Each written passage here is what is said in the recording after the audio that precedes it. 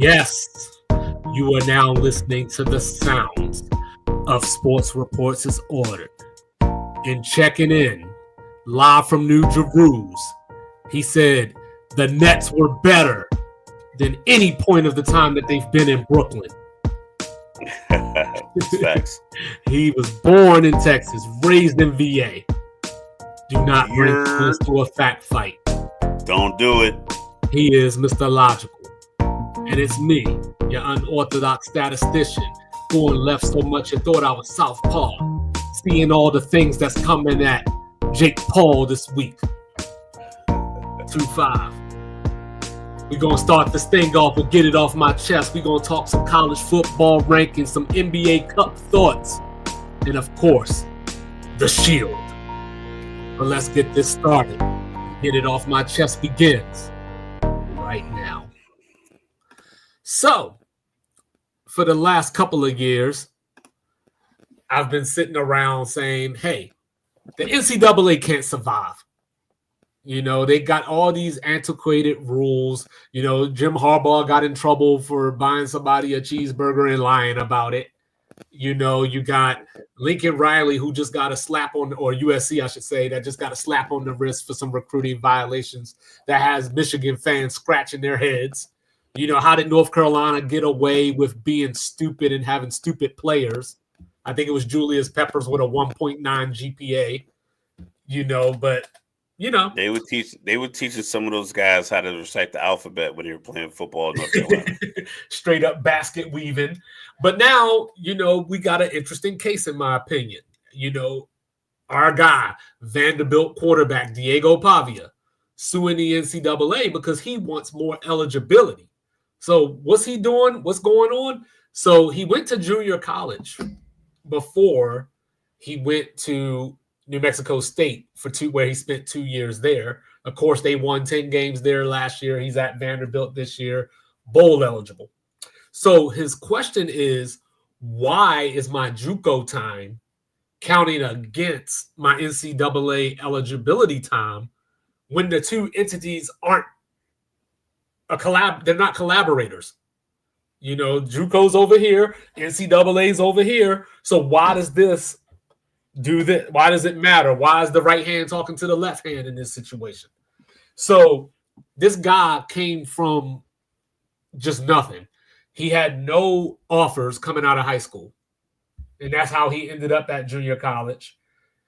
You know, so now you tie that along with the House versus NCAA case where ex-players are trying to get back pay NIL and money that they feel they were owed at a time they weren't getting it.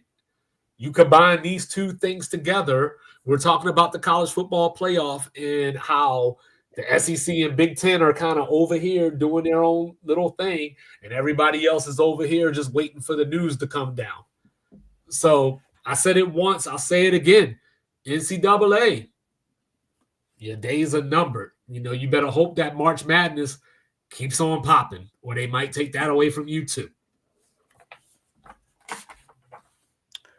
It is stressful, but they are a multi-billion-dollar nonprofit organization. I'm pretty sure they'll figure out a way to keep their financial. Yeah, they'll just deal with the FCS. Yeah, of course. They'll deal with the FCS. I think they'll figure out a way to do it. They'll lock in. They'll have these conferences lock in with different contracts and NDAs and different leverage. They'll leverage their piece enough to where they'll stick around, because you need a governing body anyway. Because as we've seen currently, like it's kind of like the Wild Wild West in regards to, you know, you have California teams in the ACC. Hey, Greg Sankey and Petiti said we are the governing body. Yeah, so they'll figure out how to maximize the funds. It won't be fair to everybody, but life isn't fair. But they'll figure out a way to stick around. But like you said, if they don't figure out a way, some other entity is going to come through with another plan, a revenue sharing plan. Well, remember, we were talking a couple of months ago. That's gonna tweak a few, a few people are going to be real interested in how do we maximize this Southeastern Conference athleticism. Well, you remember a couple How do of we months turn it ago, into we were talking dollars? about companies trying to take over, or not take over. I shouldn't say take over, but the conferences that were talking to companies for conference naming rights. Where like the Yeah, Big 12 was talking to All-State or whoever it was, and it was going to be the All-State 12 or whatever. We talked about the Bucky's 12. So, it's little things like that are chipping away, and it's going to happen sooner than later.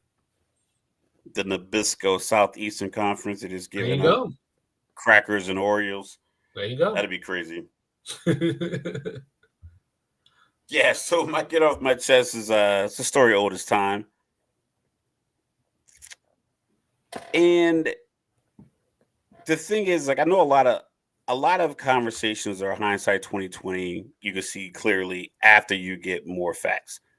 But the build up, whether it's a job you like, a place you want to move, a person you want to date, a car you want to buy, everything on the build up looks like it's all positive. Like, oh, this car has all wheel drive, is 8 airbags, it's only going to cost me this much a month. And you rationalize it, then you get the first maintenance bill, and it's like, oh my god, it's $2,000 for headlights and the oil change. Now everything looks different. Chicago was presented with that problem last all season when Lovie Smith a couple years ago gifted them the number one pick. They traded to Carolina and they ended up getting more picks, and it just worked in their favor. And they botched every single opportunity that they had. Shout out to Liquid Death. Uh, so now they have Caleb Williams. When they drafted Caleb Williams, they knew for sure, definitively, without a doubt, without a shadow of a doubt, Matt Eberflus was not good at developing young quarterbacks that weren't traditional drop back quarterbacks.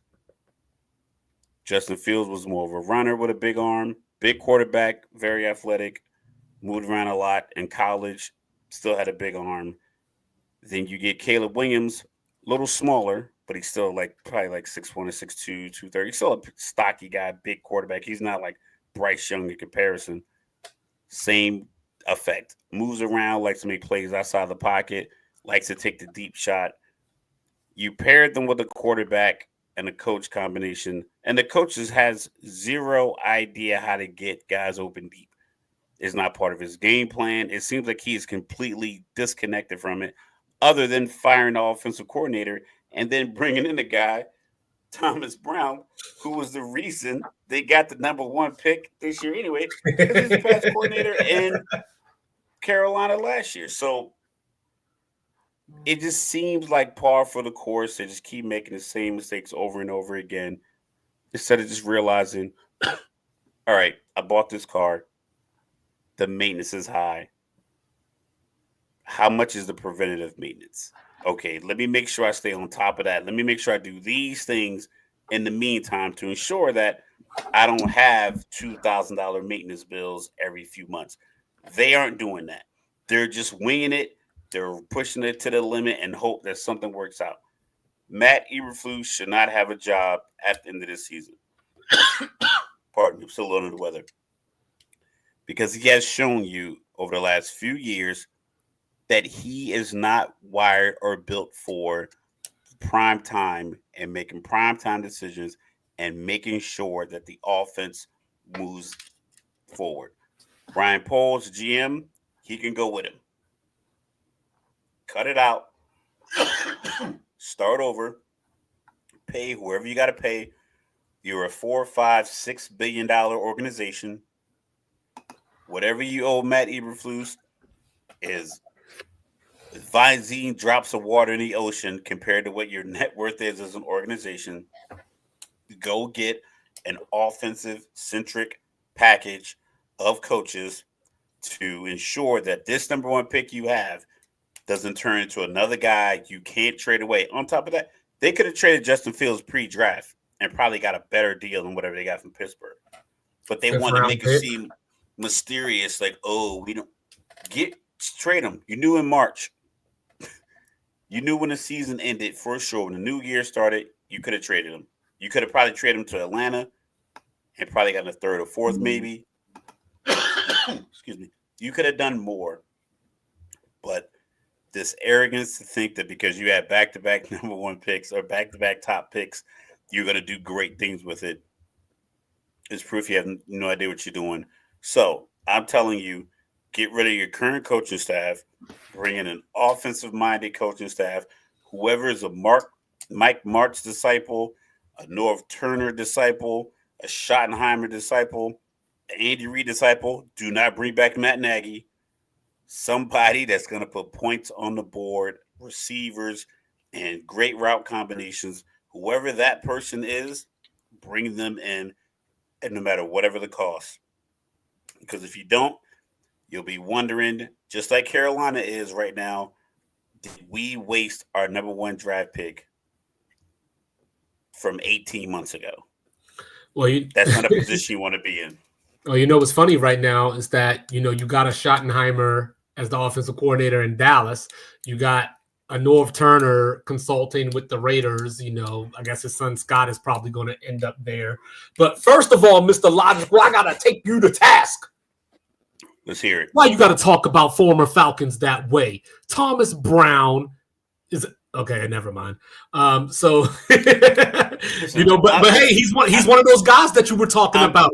I'm proud of this guy getting this job, but I'm just saying, as far as as it pertains to the Bears, it's I know, that shouldn't be your move.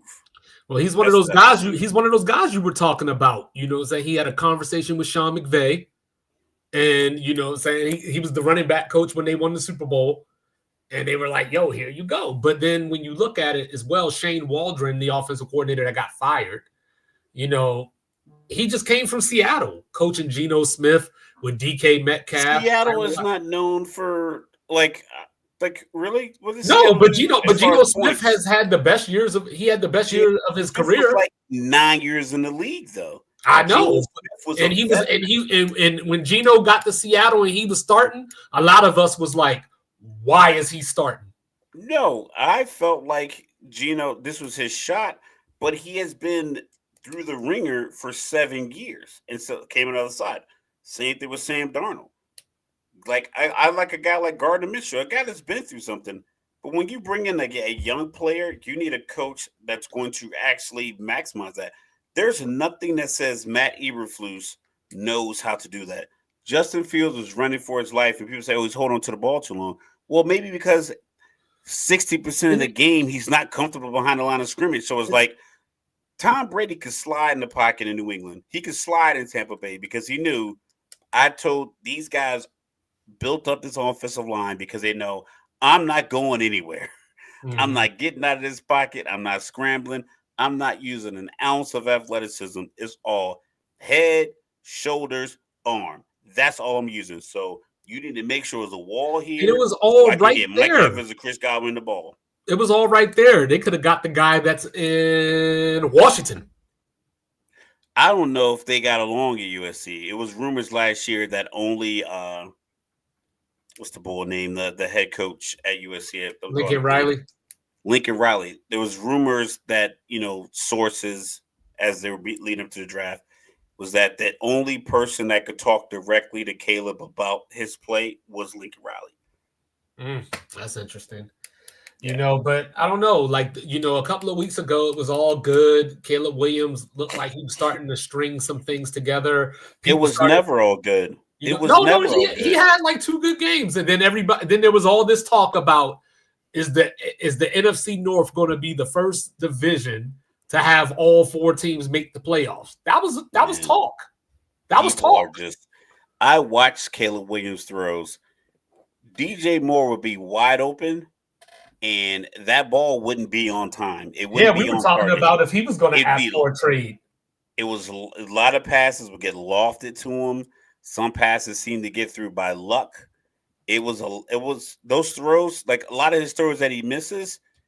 I don't know if he's as accurate as people projected him to be, or if he just was throwing the wide open guys at UNC. But do you think the way he throws the ball, it just seems he's looking more like he's gonna be, his career is gonna kind of shape up more like Mac Jones.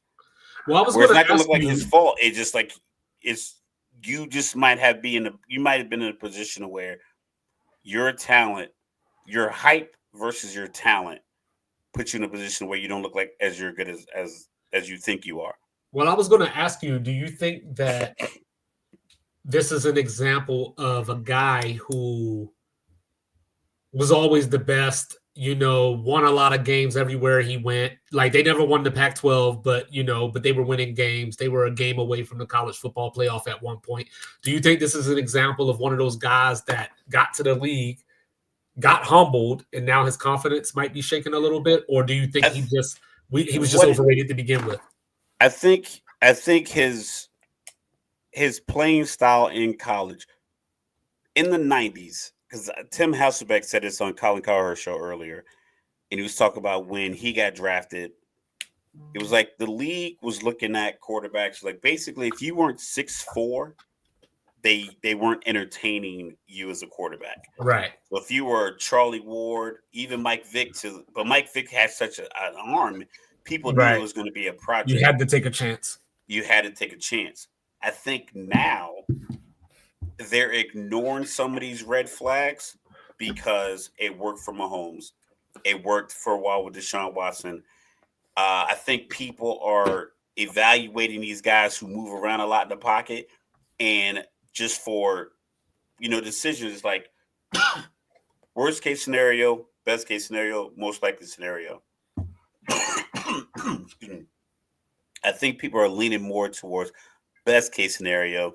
This guy could be Aaron Rodgers outside the pocket. And it's like, that's not a realistic standard to bestow on a guy who's 21, who's been playing against college guys for the last few years.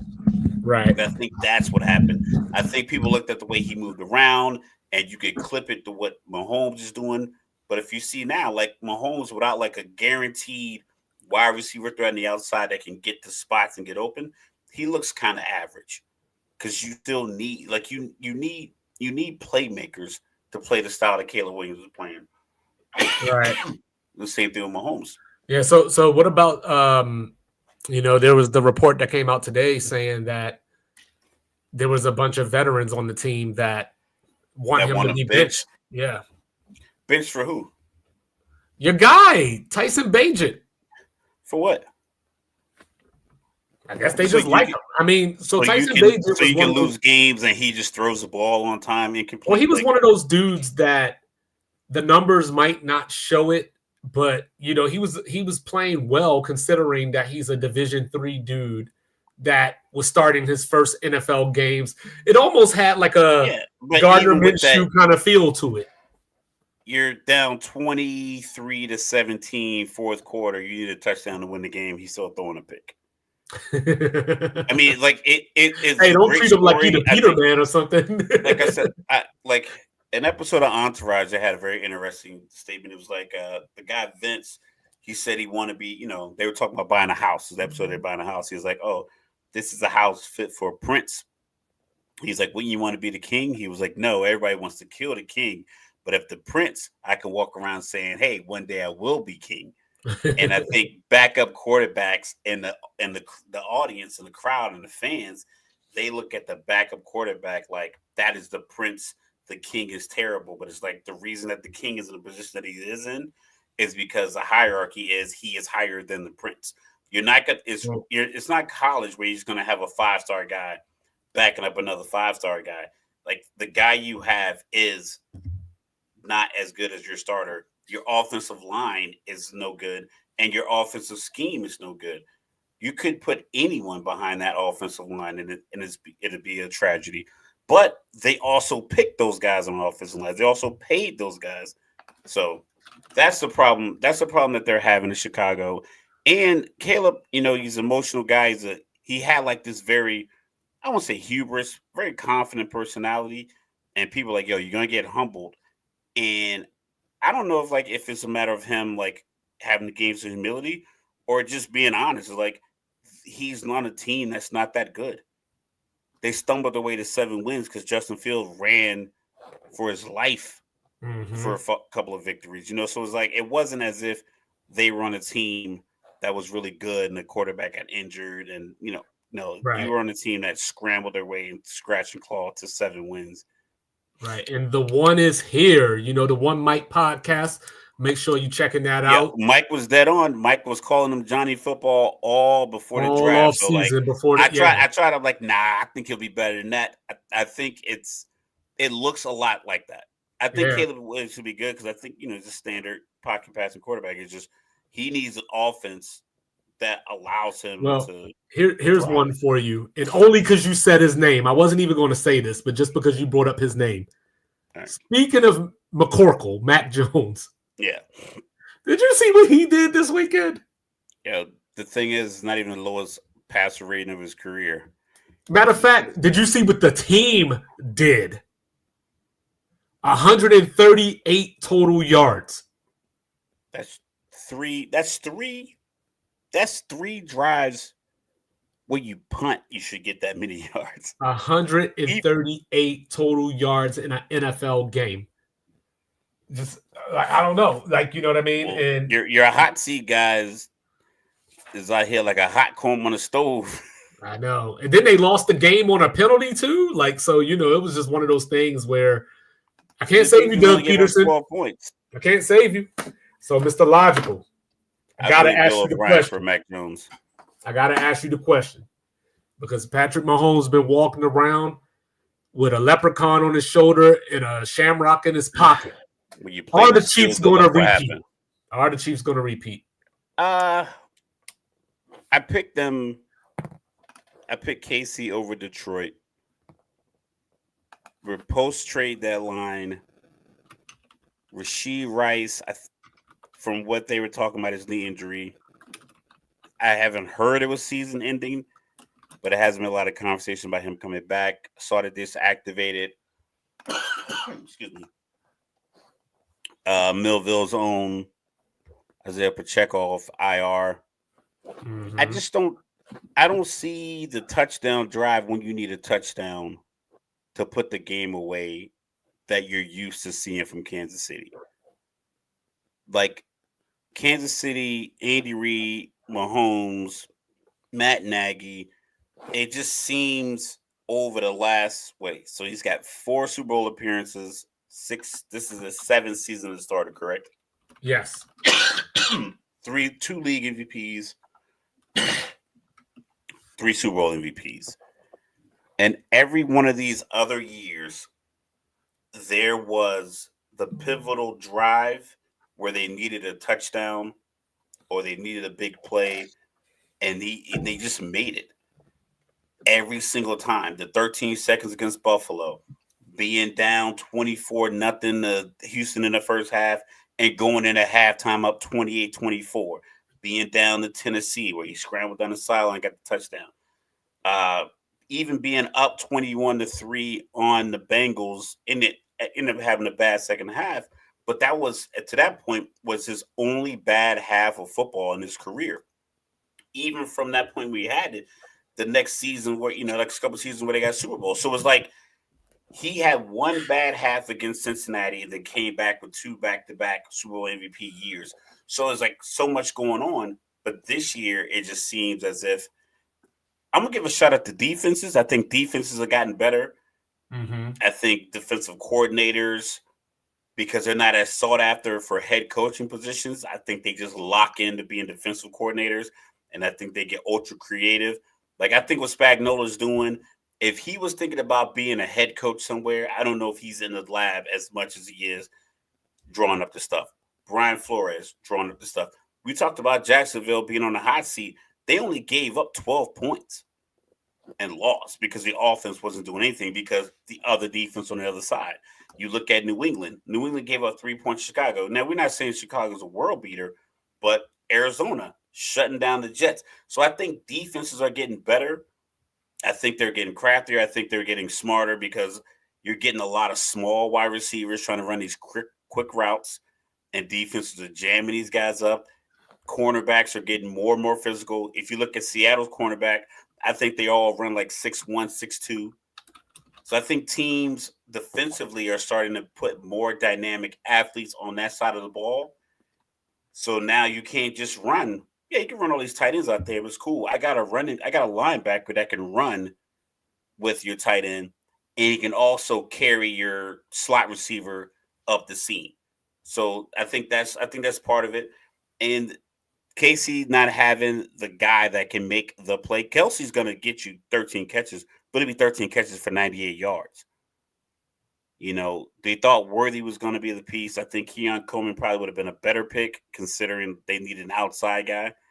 I don't think they needed that deep threat. I just think they need like a dynamic receiver on the outside, and Worthy's not that guy. Well, they went Tyreek Hill shopping. They were trying to find the next cheetah. And the only thing that we've seen him be effective on is little tosses, little sweeps, not necessarily in the passing game. And I think that, getting DeAndre Hopkins gives them a little more shelf life, because before that move, in my mind, I was like, hey, could Kansas City actually lose their first playoff game? But now that they got... I picked against them last year, and I said I won't do it again. But the thing with DeAndre Hopkins, he is just the routes. I think his most dangerous route combinations are just a slight extension of what Kelsey gives you. So it's effective, but I can cover Worthy the same way with any of your wide receivers on the field. Like I don't have to alter how I cover. And that's why I'm Worthy. thinking that, and Worthy's the over the top threat. I'll give you this underneath stuff. I'll give you that all day long because I can defend that. Because like I said, I'm running a linebacker at Kelsey that matches up with him physically, athletically, and then DeAndre Hopkins is a possession receiver. He's not going to blow by you. He'll get open and he still has speed. Like I'm not saying he's slow, but he's not taking the top off on the other side to where the safety in the middle of the field has to worry about DeAndre Hopkins going to the sideline. And that's why I think they missed Hollywood Brown. We just double it. That's why I think they missed the presence of Hollywood Brown. Like he didn't get to play with them, but he would have been that deep threat that would allow Xavier Worthy to be more of that. So Xavier Worthy could have been the Jalen Waddle to Hollywood's Tyreek Hill. So without him there, and it doesn't look like he's going to play. He had the surgery. He's out for the season. For about 4 months from the surgery would be about January 16th. So that's probably wild card weekend or somewhere around there. So it's not like he's going to come back. Their defense hasn't missed a step. I thought that losing Snead would hurt them, but they've been able to find these DBs. Long as your front seven, long as you can rush 4, and then when you do blitz 5 and get home with a linebacker, then I think your cornerbacks just have literally a second and a half less of coverage because you can't hold on to the ball. Like you can't sit back there and pat the ball for 4 seconds with the Chiefs because they are going down this weekend. Buffalo can put up 30 points. I haven't seen Kansas City. I don't know. I can't recall a quarter this year where they got the ball at the beginning of the quarter, got a touchdown, got the ball back, and got another touchdown. Maybe the Raiders game. That's the only game that really stands out in my mind. But even with that, I think it still was like they needed a fumble at the end to really lock that game away. Yeah. Yeah, they're playing with fire. It's the same thing that we talked about college football. It's the same thing that we talked about with Miami.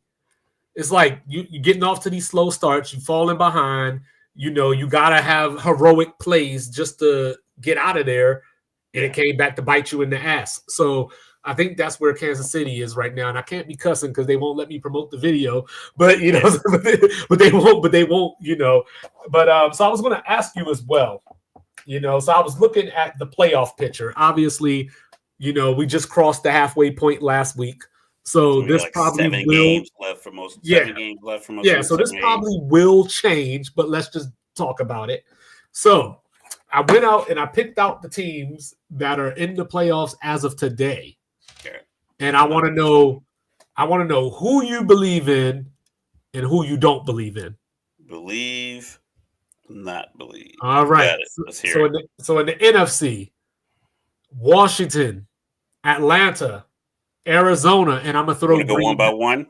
Well, I'm just gonna name them, and then I'm gonna go Green Bay. I'm gonna just add them in because Jordan Love keep giving the ball away, And then in the AFC, Chargers and Broncos. So out of group of teams, who's real and who's fake? So we got Washington, Green Bay, Atlanta, and who else was Arizona. Arizona. Yeah. All right. So believe it or not, I'll start with the AFC because only 2 teams. I'm gonna say I don't believe in the Chargers or the Broncos, Okay. mainly because the only reason people will believe in them is the coaches. Okay. The coaches aren't on the field crunch time in the playoffs. They make all the calls, they can do everything, but Bo Nix has to stand up there, look at the defense, and make the play when it's tough. And you've run 17 games of film. They looked at your tendencies. We're going to talk about that punt, the field goal that they got blocked. That was 7 or 8 games of tendencies that Kansas City picked up on, even throughout that game. Like the guy was kind of jumpy on like 3 or 4 kick attempts. The Chargers, I just don't believe in Justin Herbert as a playmaker when it's crunch time. Case in point, his playoff game against Jacksonville, where they had a 27-point lead. It's like, how do you get a 27-point lead and then clam up? And I think he's been kind of riding that ever since then. So like those are 2 guys I don't believe because, like I said, I think people will believe in those teams strictly because of the coaches. And I'm like, listen, I get it. It's X's and O's and Jimmy's and Joe's. And playoff time at the end of the game, it's not about your game plan. It's about the guys executing the game plan. And I don't think that – I know Denver's defense is like top 5 in scoring. Yeah, Kansas City is 4, Denver's 5, Chargers are 6 in total defense. But so that's where I was going to go to push back against what you're saying. You know, so I agree with you on Denver. You know, I think Denver is I think when Denver plays elite teams, it's going to look a lot more like the Baltimore game than the Kansas City game. Getting down 14-0 in an NFL game is it's not crazy for an NFL offense in the playoffs to be able to get 14 points in the first couple of possessions. It just, you got your first scripted 15 plays, so you take a team like Baltimore with Lamar, or who else would they end up matching? Like Buffalo. So you have a young quarterback and Bo Nix. Baltimore gets the ball first. They come out, get their touchdown. Derrick Henry gets his touchdown, effectively running the ball. Because you can neutralize the defense by effectively running the ball. Because most scoring defense is from teams because you get a nice little lead and they're just playing the pass. Well, you can mix in the run effectively with Lamar and Derrick Henry, and then the wide receivers that are in Baltimore, they just kind of know Lamar's going to give me the ball if I get in the space. Just get in the space. I might run this curl, and he might be scrambling, but if I just come across his face, pause, he'll throw the pass to me. Well, in reference to the Chargers, 14-0, I think, and then with the Chargers, I think that I don't know if Justin Herbert down 10-0 is as effective as he is. Well, this is the thing for me. So with the Chargers, right? The Chargers the last few years have been a bunch of knuckleheads. Untimely penalties, dumb penalties. Derwin James at the front of the line. Bosa's always hurt, so you can't depend on him. But when I look at the Chargers this year, and this is where, it's one of those things, right? I don't know if the Chargers can make the playoffs. But if the Chargers make the playoffs, I think their defense is enough to rattle some teams or to keep them within games. So to your point about Justin Herbert, right? For the most of the season so far, he's been a game manager.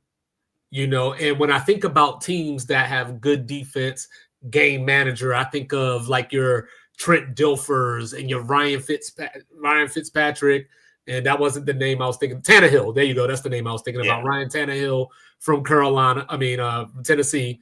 So when I look at those type of quarterbacks and think about what they achieved once they had a good defense, I look at Justin Herbert and I'm like, that's a hell of a game manager, because Harbaugh's not asking him to do a lot. Harbaugh's not saying, hey, you know what, Justin Herbert, like when Staley was the coach, it was Herbert.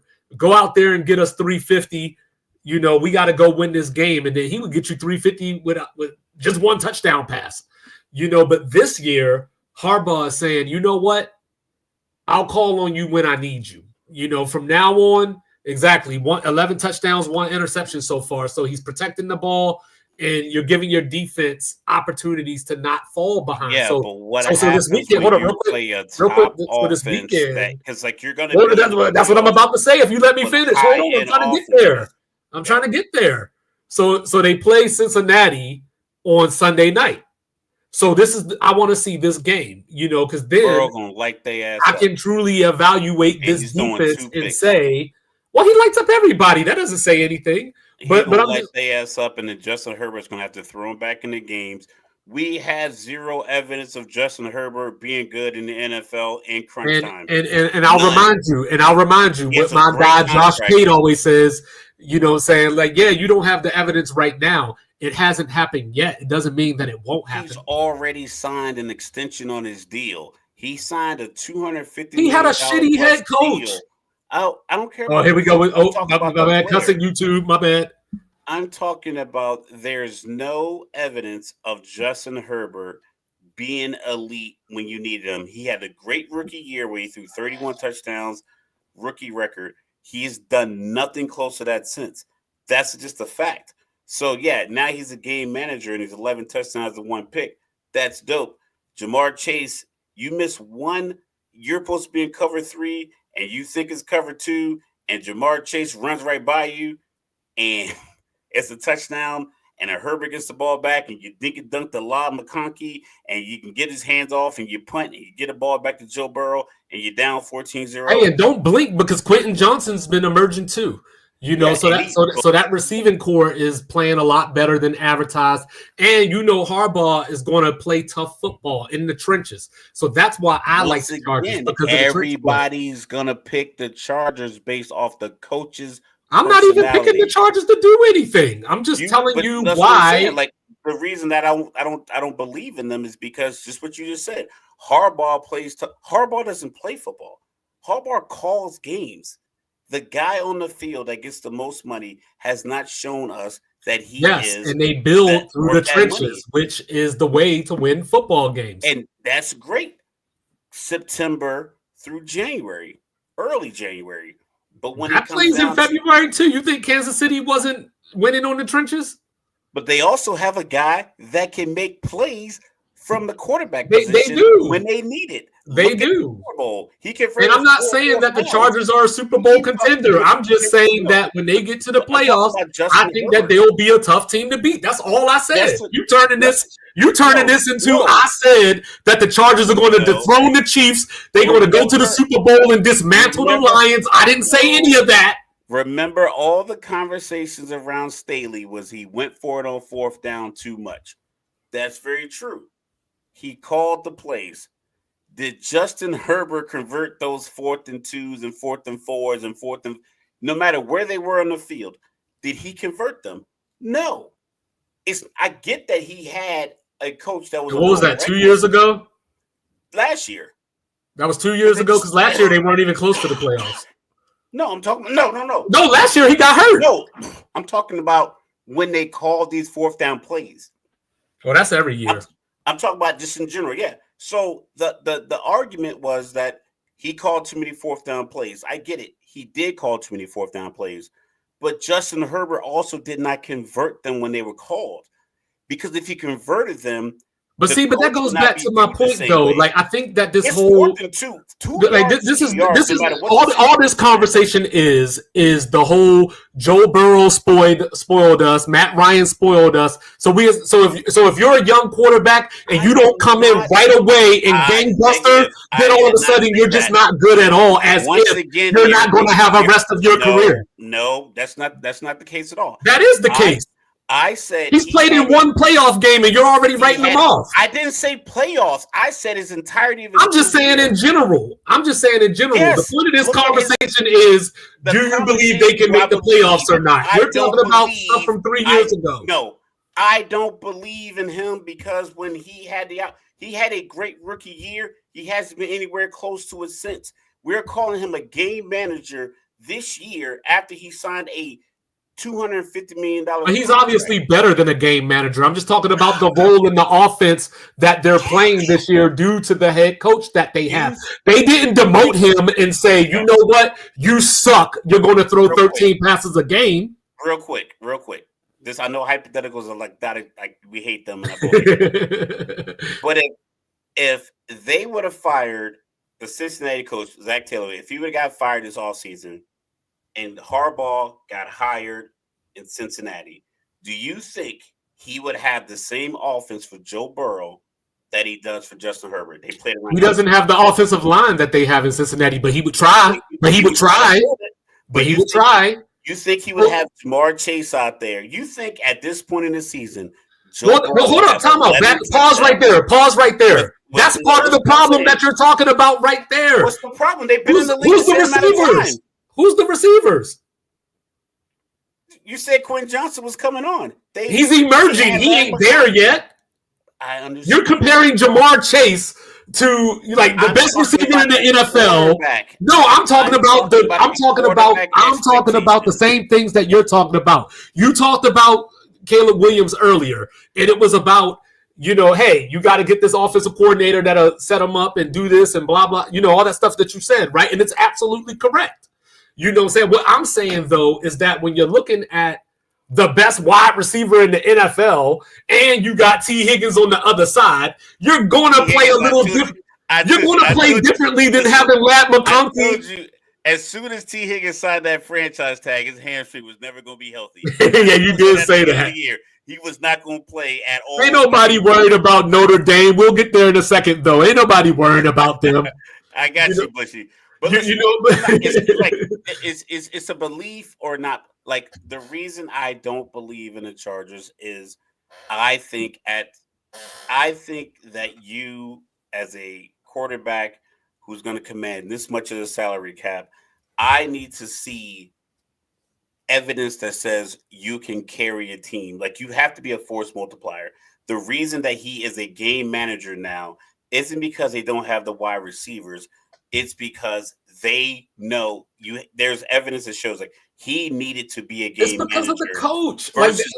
Even with the 49ers, they won a playoff game running for 230 yards. That's what Harbaugh does. Kaepernick was still winging that ball. Kaepernick was running that ball. That's what he was doing. He's got a great throw. Kaepernick was running that ball all over Lambeau Field. That's what he was doing. Alex Smith wasn't a great throw. You saw what happened when he threw that ball to Michael Crabtree? J.J. McCarthy was throwing that ball. Don't be trying Richard Sherman with those weak-ass receivers. You saw that? Listen, I get it that Harbaugh is a conservative, smash-mouth coach. Just like J.J. McCarthy. We were saying the same things that we're saying about Justin Herbert right now is the same stuff we were saying about J.J. McCarthy last year. And last time I checked, that led to a trophy. No, but I'm just making the point of J.J. McCarthy is viewed as one of the best quarterbacks in this draft. But I think that got hyped up so they can get drafted. I don't think people felt that way about him. I think the narrative around quarterbacks is all hyperbole anyway. I don't believe most of it isn't really rooted in fact. It's mostly rooted in just hype and everything else. I like Justin Herbert. I think he's good for the Chargers. I just don't believe in them as a team because I don't think he has shown the NFL community enough that, hey, in crunch time, i.e., all those times that Staley was calling those bad going for it on fourth down, I get that going for it on fourth down is bad. But the reason it was a big deal is because they weren't getting converted by the quarterback. The reason that it was a big deal is because they weren't going for 4th and 2 at the opponent's 38. They were going for 4th and 2 at their own 25. They were going that game against the Browns. They went for the 4th down when the Browns got the ball. They were already in field goal range. No, they were at midfield and the defense stopped them. I get it. That's field goal range. They were on the other Dudes side. are hitting 60-yard field goals nowadays. That's field goal range. 12 to 15 yards. I get that. I understand that the circumstance around the coach being reckless was detrimental. The only reason it was detrimental is because the quarterback wasn't coming through when those plays were being called. Yeah, I understand I that agree with it was that, but I'm just it put saying him in a that bad this is a spot. new year. This is a new year, a new team. That's fine. All we have is the past to go off of. But I'm just saying, that just because I didn't see something happen doesn't mean that it can't or won't. I'm not saying it won't. You are saying it won't. Anyway, let's move on. We got other teams. We got other teams to talk about. What about these NFC teams? What about these in Atlanta? Check it out. Let's talk about Kirk Cousins. I can say What's his playoff success?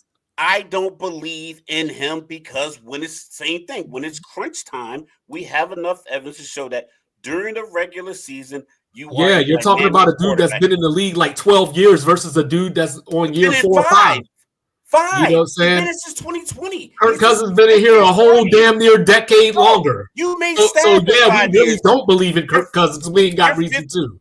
Mike, your 5th year in the Air Force, you made staff, right? You already had staff on. Of course. People had already saw you. So 5 years of you going from Maryland to San Antonio in 5 years. You know what? This guy's ready to be a leader. He's shown us that over the last 4 years. It's not saying that your responsibility isn't the responsibility of the master sergeant. Hold on, time out. As you built up. Hold on, time out. Let's not go back to the Chargers. Just go back to Atlanta. Go ahead. No. I'm just saying, like Kirk Cousins, the knock on him is that at the 5-year mark, the 7-year mark, the 8-year mark, he was not getting prime time in big games. Mm-hmm. It didn't change. He's a good quarterback, but you would not take your last $50 and bet it on Kirk Cousins. Not at all. And that's my guy. Not at all. And that's my team. But it's like, I don't have any evidence that says, like this last week against New Orleans, I get it's a rivalry game, but I have to be honest and be like, we don't have information. What we do have is information that says that this guy isn't clutch in these moments. Like you got a guy this off topic, Daniel Jones. Just not a good playmaker. Probably benched for the rest of the year. if we go to Green Bay, Jordan Love turns the ball over too much. Even in 2 years, it's not a knock on him. It's just that's what we have. No, it's just the truth. It's just the truth. So it's not about it's just like these are like I have to be if I'm banking on a player, right? Jordan Love gives the ball away too much. If we go to Washington, I like the Lattimore acquisition because you talked about their secondary. They gave up a lot to Russ. Yeah, if it were up to me, I would package up Benjamin St. Juste in one of those boxes like Garfield used to do Odie. If it was up to me, Emmanuel Forbes would be somewhere with his thumb out waiting for a bus. So that's the trust factor there because your teams are going to find because you're going to play 17 regular season games. That's 17 current games of film. Then if you go to Arizona. Yeah, I was going to bring them up because that's the Justin Herbert argument, right? What has Kyler Murray proved? Well, that's the thing. Kyler Murray proved that all schedule he can make plays, but it's not a lot of extensive playoff runs. I was going to say, what did he do in that playoff game? This is one thing he has proven. He's proven that he doesn't because the people were worried about him taking a lot of unnecessary hits because he's so small. So if you look at his career, he doesn't take a lot of. He had his no contact injury when he got his ACL, and then granted last weekend the dude blitzed off the edge and didn't see it. But for the most part, he's not getting blown up. He's not getting hit crazy. He's not, he's not like Tua diving in the legs and getting concussions. So hey, you saw he got kneed in the head last night too. I was like, oh, here we go.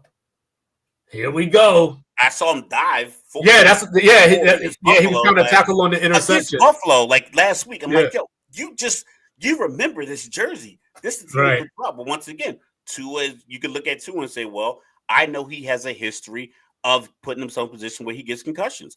It's not a knock on these guys. It's like that's just the history that comes with it. So, like I said, Olave need to go take it to the crib, but the 16 that you mentioned, I don't other than my heart being a Falcons fan, but I don't believe based off of like I said, with the Chargers and Broncos, I think people are going to believe in them because of the coaches. Like, I get it. The coaches are dope. But at the end of the day, Jimmy and Joe have to make plays. They got to make plays. I mean, he's turned the team around, and I don't like his ego. And I didn't like – I don't like him. I don't think I would like him personally. But as far as, like, him putting his stamp on Denver this year. I'll give you that.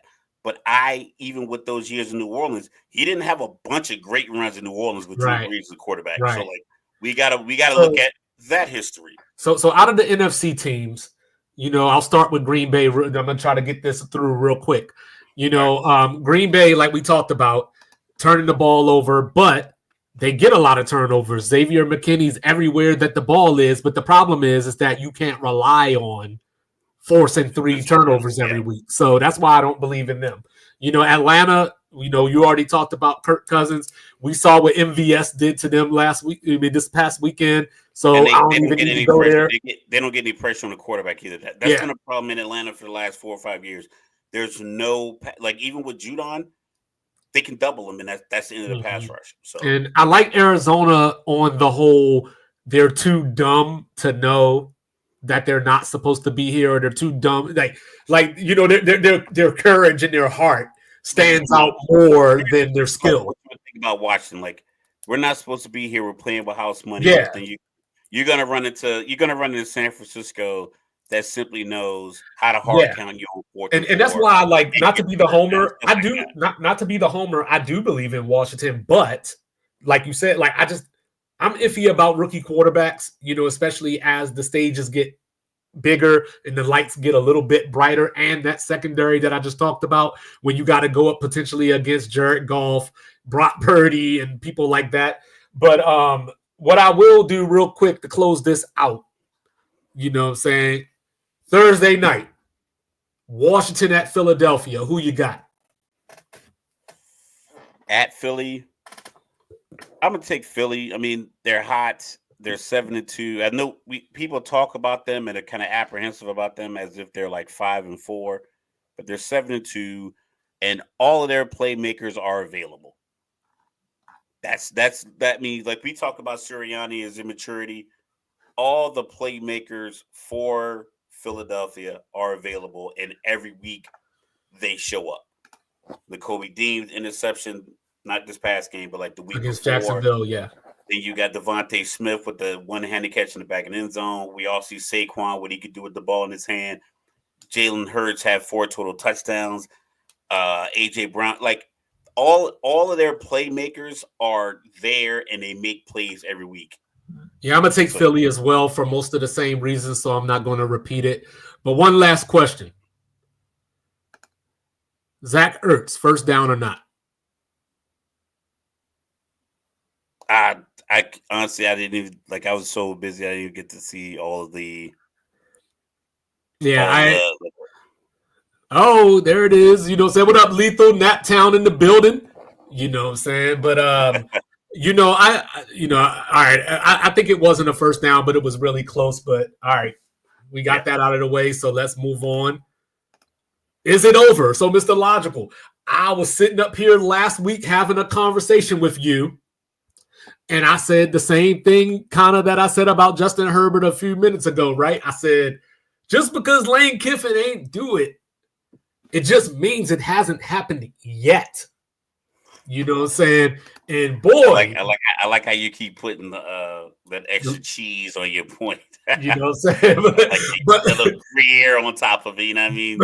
But Georgia ran into a lot of the problems that I thought they would run into. They couldn't run the ball consistently. Carson Beck, ineffective and turning the ball. He only threw 1 pick. But if I would have told you, if I would have called you up Saturday and I would have been like, yo,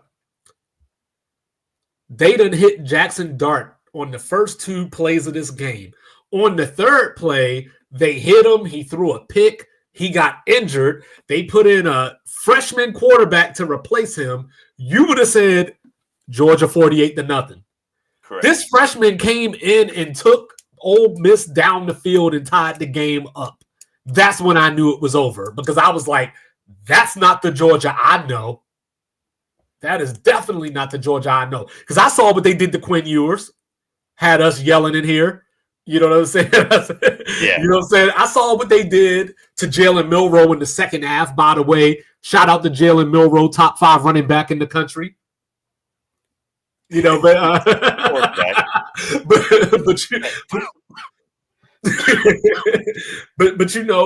when I look at Georgia, it makes me wonder, is it over? Because, right, Nick Saban's gone. Now you're supposed to be the big bad bully of the block. What is the it? You talking about their run? Like their run being over, or this current season being like their run? Well, I mean, when you have a team, when you can't say their run is over as long as they keep the staff. If they keep the staff and they keep the recruits and the money's still flowing, they're going to be able to retool. That's the problem. The staff, Dan Lanning is coaching the number one team in the country right now. Oh yeah, your staff's going to get vultured, and it happened with Alabama too. And that's when Nick Saban went that's the test now. Can you keep it going? Yeah, Nick Saban switched it up. He was a very power run oriented offense. You guys got like Ingram. You had T.J. Yeldon. Alvin Kamara was in the running back room. Ended up transferring. Derrick Henry. So it was very run centric with Alabama. So a lot of his defensive coordinators and O-line guys were being recruited also. He's like, cool, let me go get some of these former coaches, Lane Kiffin, Steve Sarkisian, guys who can really change over my offense. It just Kirby Smart has to find a way, like, okay, do I have the players? Do I have the coaches to make another run? Because you got to keep, like, their run for the last 3 years has been legendary. It has. It's been a stuff of legend. So that's a class. That's a recruiting class that matured, sprinkling with some guys that had a couple of rough years, and then that's your Jordan Davis, Carters, N'Kobe Deans, Swift. All these guys that were there for a while who then had their exposure, so they had their run.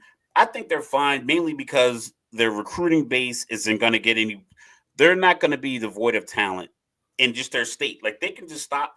They can recruit the state of Georgia, South Carolina, and Florida and still field a team that can compete with any team in the country. So it's not like USC. When USC run was over, it's a long way back because so many schools are recruiting California, and they're just pulling their talent. That's what not a lot of people staying in Miami. It's not a lot of people going into Georgia, taking prime Georgia talent out of state. So as long as they have that. But leverage, but we saw this coming though, right? They had the game against Kentucky every year. Like at some point, I'm just talking about this season individual. Like they had the 13-12 game. Like, this season college football playoff opportunities. I don't see it, and I'm going to ask you to run down your SEC conundrum here in a second as we get to the latter part of this conversation. Yeah. So of course that running back I was talking about, Jalen Milroe.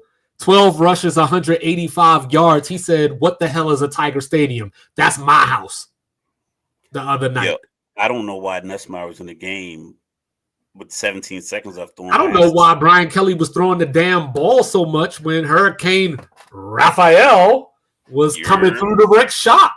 But this is what Brian Kelly does. And this is the stuff that's going to get him in trouble at LSU. I'm not saying he's getting fired or anything like that. His history of primetime performances. Some people, it's really a thing. Tom Brady in his NFL career just always seemed to make plays. Even sometimes it was luck, sometimes it was cheating, a lot of times it was still skill. He was just able to make the play. Some guys just have it. The it factor that they talk about, it's not bestowed upon everybody who plays or everyone who coaches. A lot of people are good. Only a handful of people can be great, and only a handful of those people can be legendary. He's just good. Right. He's good at where he goes. Right. And so I've gone through this topsy-turvy path with Alabama this year. They hired Kalen DeBoer. I was on board. They got a great coach. This guy's going to win games. They start out, get the 2 losses. And, before the season started, I was like, Alabama's not making the playoff. You had them at 8-4. You know what I'm saying? I had them at 8-4. That's not going to happen now, but, I look at it and I don't see the big trouble that everybody else saw when they lost to Vanderbilt. They got wrecked that game, but they had the ball 17 minutes and scored 35 points. Yeah, time of possession. That's why I said you run the ball. So even with Jalen Milroe, just run the ball, control the line of scrimmage. And I wonder, to your point about the time of possession, I wonder if that's where and why part of the reason we're going to see a lot of these upsets, because now that college football has adopted the running clock in the first half, in third quarter, where it only stops the last 2 minutes of the first half after a first down, but the rest of the time it just runs. So I wonder if we're going to see these teams hold on to the ball and just run the ball, eat clock. And now this super ranked team, number 1, number 2, or whatever, every time they get the ball, you got to score. Like, it adds a different pressure because some of these teams can do it. Alabama can do it. Ohio State can do it. Bama can do it. I mean, I had another school in mind, Oregon. but Oregon. There you go. Because Oregon got their 34-year-old quarterback. So I think some teams I think offensive coordinators, they are enamored with the big play, not the right play. And I think a lot of teams are just like, that's what got Miami in trouble the other day, because Cam Ward was trying to put on the cape, even when it wasn't necessary. Just make a play, just get a first down, build momentum, keep the clock moving. Easy play. But nope, you got to run around, 13 yards side to side, round trip, and then you come back to the pocket, pump fake. You don't even take off and run, which is what you can do. And then you just throw an interception or throw it out of bounds. And it's just like, dude, you just wasted a whole lot of time to do a whole lot of nothing. But real quick. 25 for 39, 3 T's. I think this is a factor you got to think about as well. These guys are 18, 19, 20, 21 years old. Ooh, good pass. Yeah. They might get 1 or 2 years to start. Some guys might not get that much playing time at all. And some guys could be looking ahead, not to like next week, but they could be looking to the future. A lot of quarterbacks might try to show, what? I'm a pocket passer. I'm not a runner. So I'm going to use this game to showcase my ability to throw from the pocket. Some guys you talk about, is it over? If you lose a bunch of guys to the transfer portal because you're not willing to cut the check, or if the price of the brick keeps going up, and you're like, you know what, I can't keep doing it, and then coaches are saying, you know what, I'm done. Just like guess who? Jay Wright at Villanova and Nick Saban at Alabama. It's like, you know what, I don't want to deal with this NIL stuff. Then I think it could fall apart because guys are still looking out for themselves because they're looking around. They know Cam Ward leaving after this year. If you're a quarterback at USC and you're not getting any run, and Cam Ward's leaving, do you go out? You say, I'm putting on a red shirt so I don't get injured. Well, apparently Miller Moss might be on his way to Michigan, by the end of this episode. But looking around the country, Mr. Norvell, then fired his coordinators. It's like, you're about 4 weeks too late on that one, Mike. But whatever. Yeah, when you fire the coordinators, if you fire them too early, then if nothing changes, the next course of action is the coach. Well, the thing that helps him out, game 8, game 9. Well, the thing that helps Mike Norvell out, is that Florida State's broke, and his buyout is right under $64 million. So that might keep him around another year or two. They got that Texas A&M oil money. They got $64 million. They got 65. They might. They not walk around with a bank account. But that's the problem, Raph. It's not just the $64 million. You got to pay the next coach too. Yeah, the next coach only getting $3.5 million a year. Take it away. No, he ain't. Not to come there. It's your first job. You know what I'm saying? Because they're going to want the big fish. Because Mike Norvell came from Memphis. They're going to want a big fish. They're not going to go back to the If they're not getting beyond, you go get one of these coordinators from Georgia. Somebody that's charismatic, maybe in their mid-30s, and you can pay them 4.5, 4.25 for 4 years. Yeah. And you got to hustle. Shout out to the UConn Huskies. 7-3 on the season. Shout out to Deshaun Foster. I was about to say Watson. Deshaun Foster. I saw it in your face when you about to say Watson. 3 in a row. They beat Iowa the other day. They might be making a bowl game. It didn't look good, but as I said earlier, a couple of episodes ago, when you look at UCLA's schedule, they already played Penn State, Oregon, and they went to LSU out of conference. So we didn't really have a fair gauge on how good or bad they were, because they had to take their lumps against that schedule. And now we're starting to see the fruits of the labor, if you will. So, but now let's get to it. It's that time of the week, y'all. I got it right here in my hand. So, Mr. Logical, let me give you. We're gonna do it backwards, so to speak. Right. Pause. You know what I'm saying? So we're gonna start with the bracket first, and then we'll get to the thoughts. So, if the playoff were today, here are your matchups. The 5-12 matchup would be Ohio State against Boise. The winner of that game would play the Hurricanes. Okay, hold on. I'm trying to get my bracket, but my screen won't load up.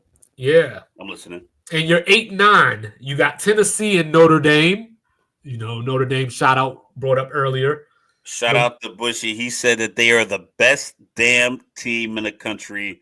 And you know what, Bushy? You are a damn liar. You said they are the best damn school in the country. I told him I shout him out on the show. Best damn school in the country. The winner of that game, maybe Lethal, maybe we'll get there. Sergeant retired Brent Bushy. We'll get there. You know, the winner of that Tennessee Notre Dame game would play Oregon. So Notre Dame, even if they got past Tennessee, it ain't lasting very much longer. Then you got my favorite of the bunch, the 7-10 matchup. Indiana and Alabama? It's disgusting. I love it. The winner gets Texas. Give me Texas and Bama in the playoff. That, you know, it just wouldn't be right, you know. And then finally, 6-11 Ole Miss is the 11. Penn State, the 6. The winner gets the Cougs of BYU. Those goddamn power cats from Provo, huh? Yep. All right, so you ready for the good news? Here you go, Lethal.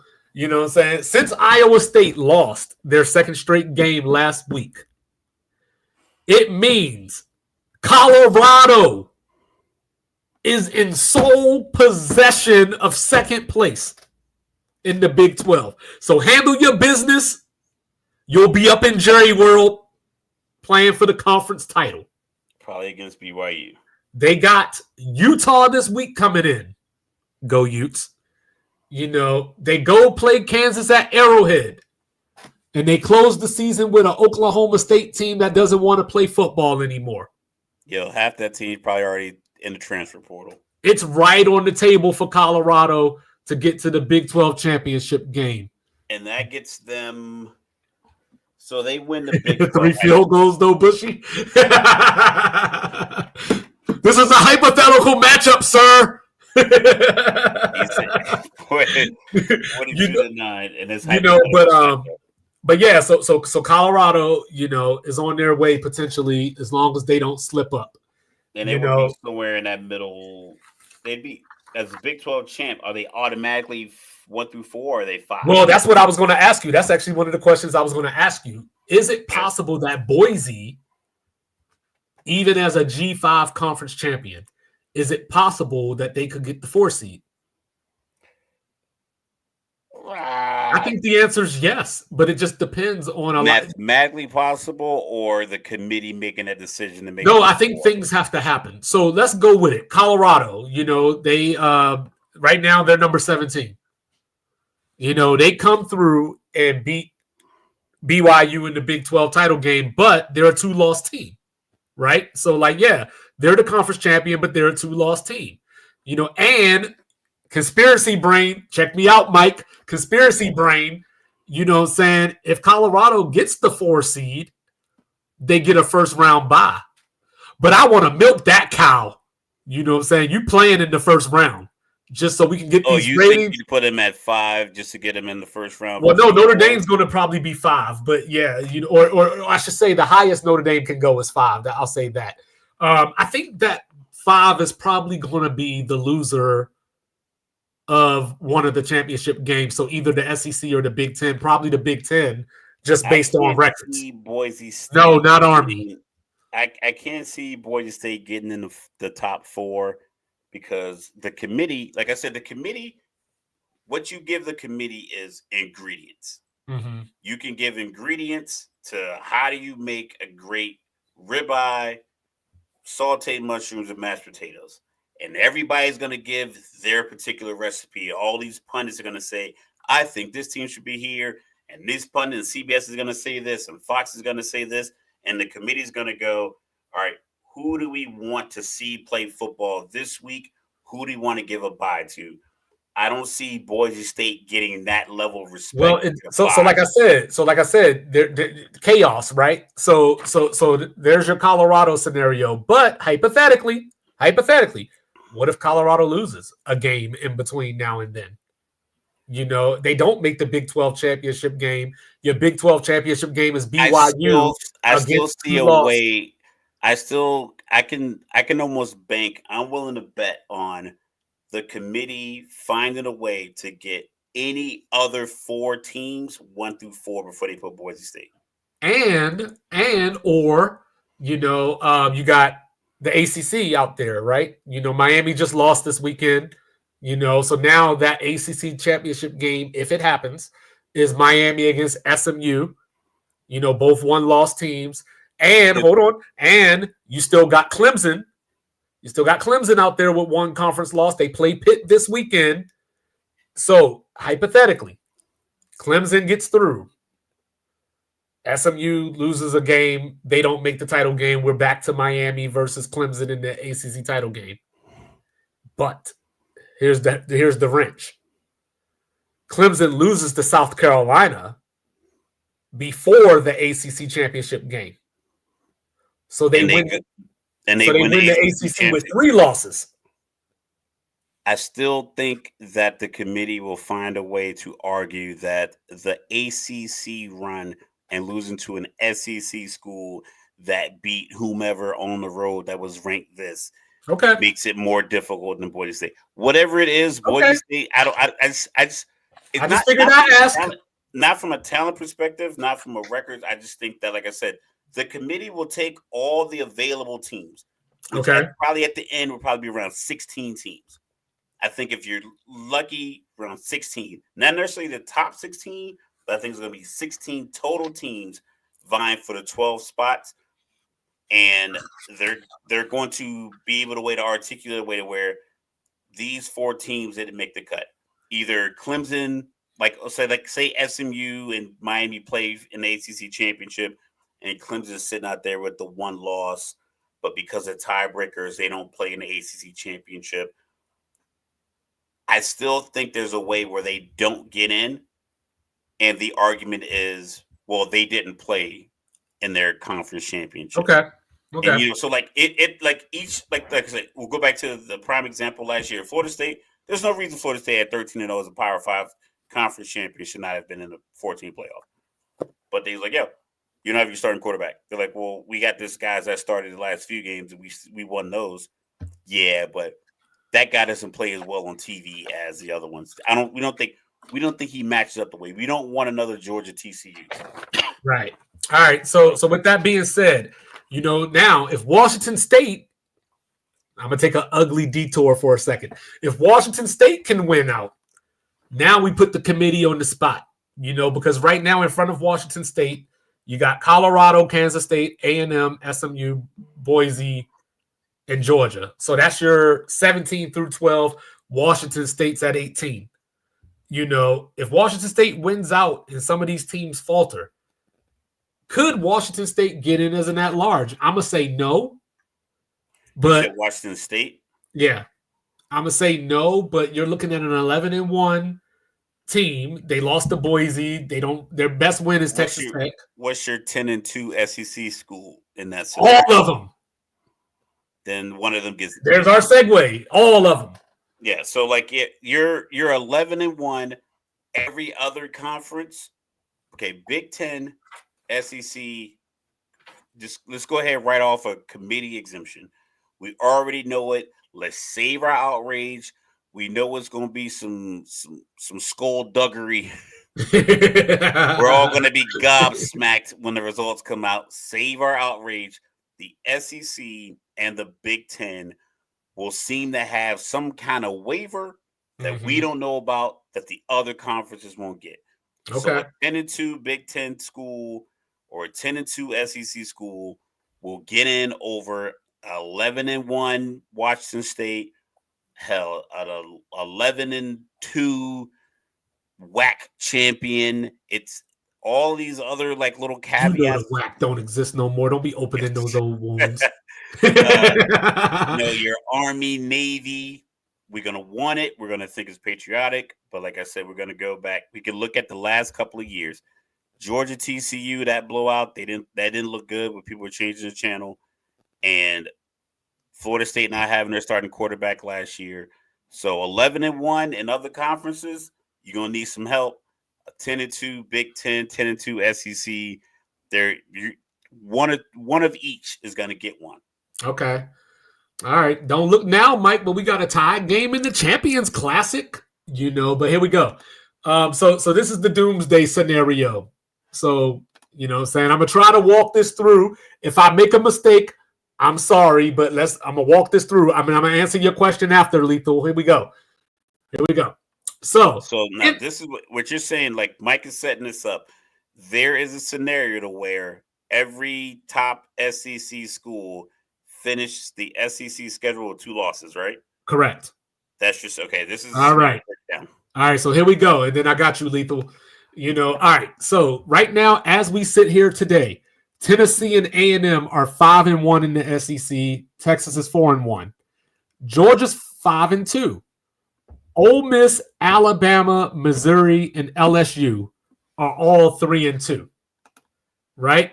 So let's walk with it. So Georgia beats Tennessee this weekend. This is all hypothetical. I'm not making picks. Georgia beats Tennessee this weekend. That gives Tennessee their second SEC loss. Okay? A&M falters along the way. Let's call it Auburn. They already lost to South Carolina, so let's not make it seem like they're a juggernaut. All right? So A&M gets their second SEC loss. But then they turn around Thanksgiving weekend and beat Texas. So that's your Texas with 2 losses. Alabama's already played Missouri and LSU. Missouri doesn't play any of the teams that I just named, right? They played A&M already, but they don't play anybody else that I named in this scenario yet. LSU beat Ole Miss, so Ole Miss beat Georgia. So then you come back down and you look at it. Tennessee doesn't play any of these teams left. They beat Alabama already. Alabama beat Georgia. Who the hell wins the tiebreaker? Just flip the coin. You know what I'm saying? But to answer your question, Lethal, rock, and I'll throw it on the screen so Mr. Logical can see it. So at the beginning of the season, my national title game was Ohio State over Georgia. And Mr. Logical had the reverse, if I remember correctly, Georgia over Ohio State. Yeah. So as we sit here in this moment, if it was up to 2-5, the national title game that I would have, and this is where I'm nasty, y'all, I get real nasty with it. My national title game that I would love to see would be Indiana against Colorado. That's the national title game I want to see. You know what I'm saying? I want to see the crazy chaos scenario. Oh my God, the transfer portal is awful. It broke the sport.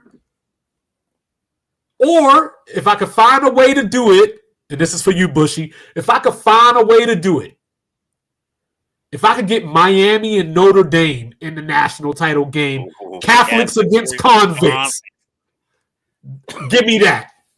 I was going to go Catholics versus Mormons in the religious bowl. No, I don't want BYU to do a damn thing, but just lose.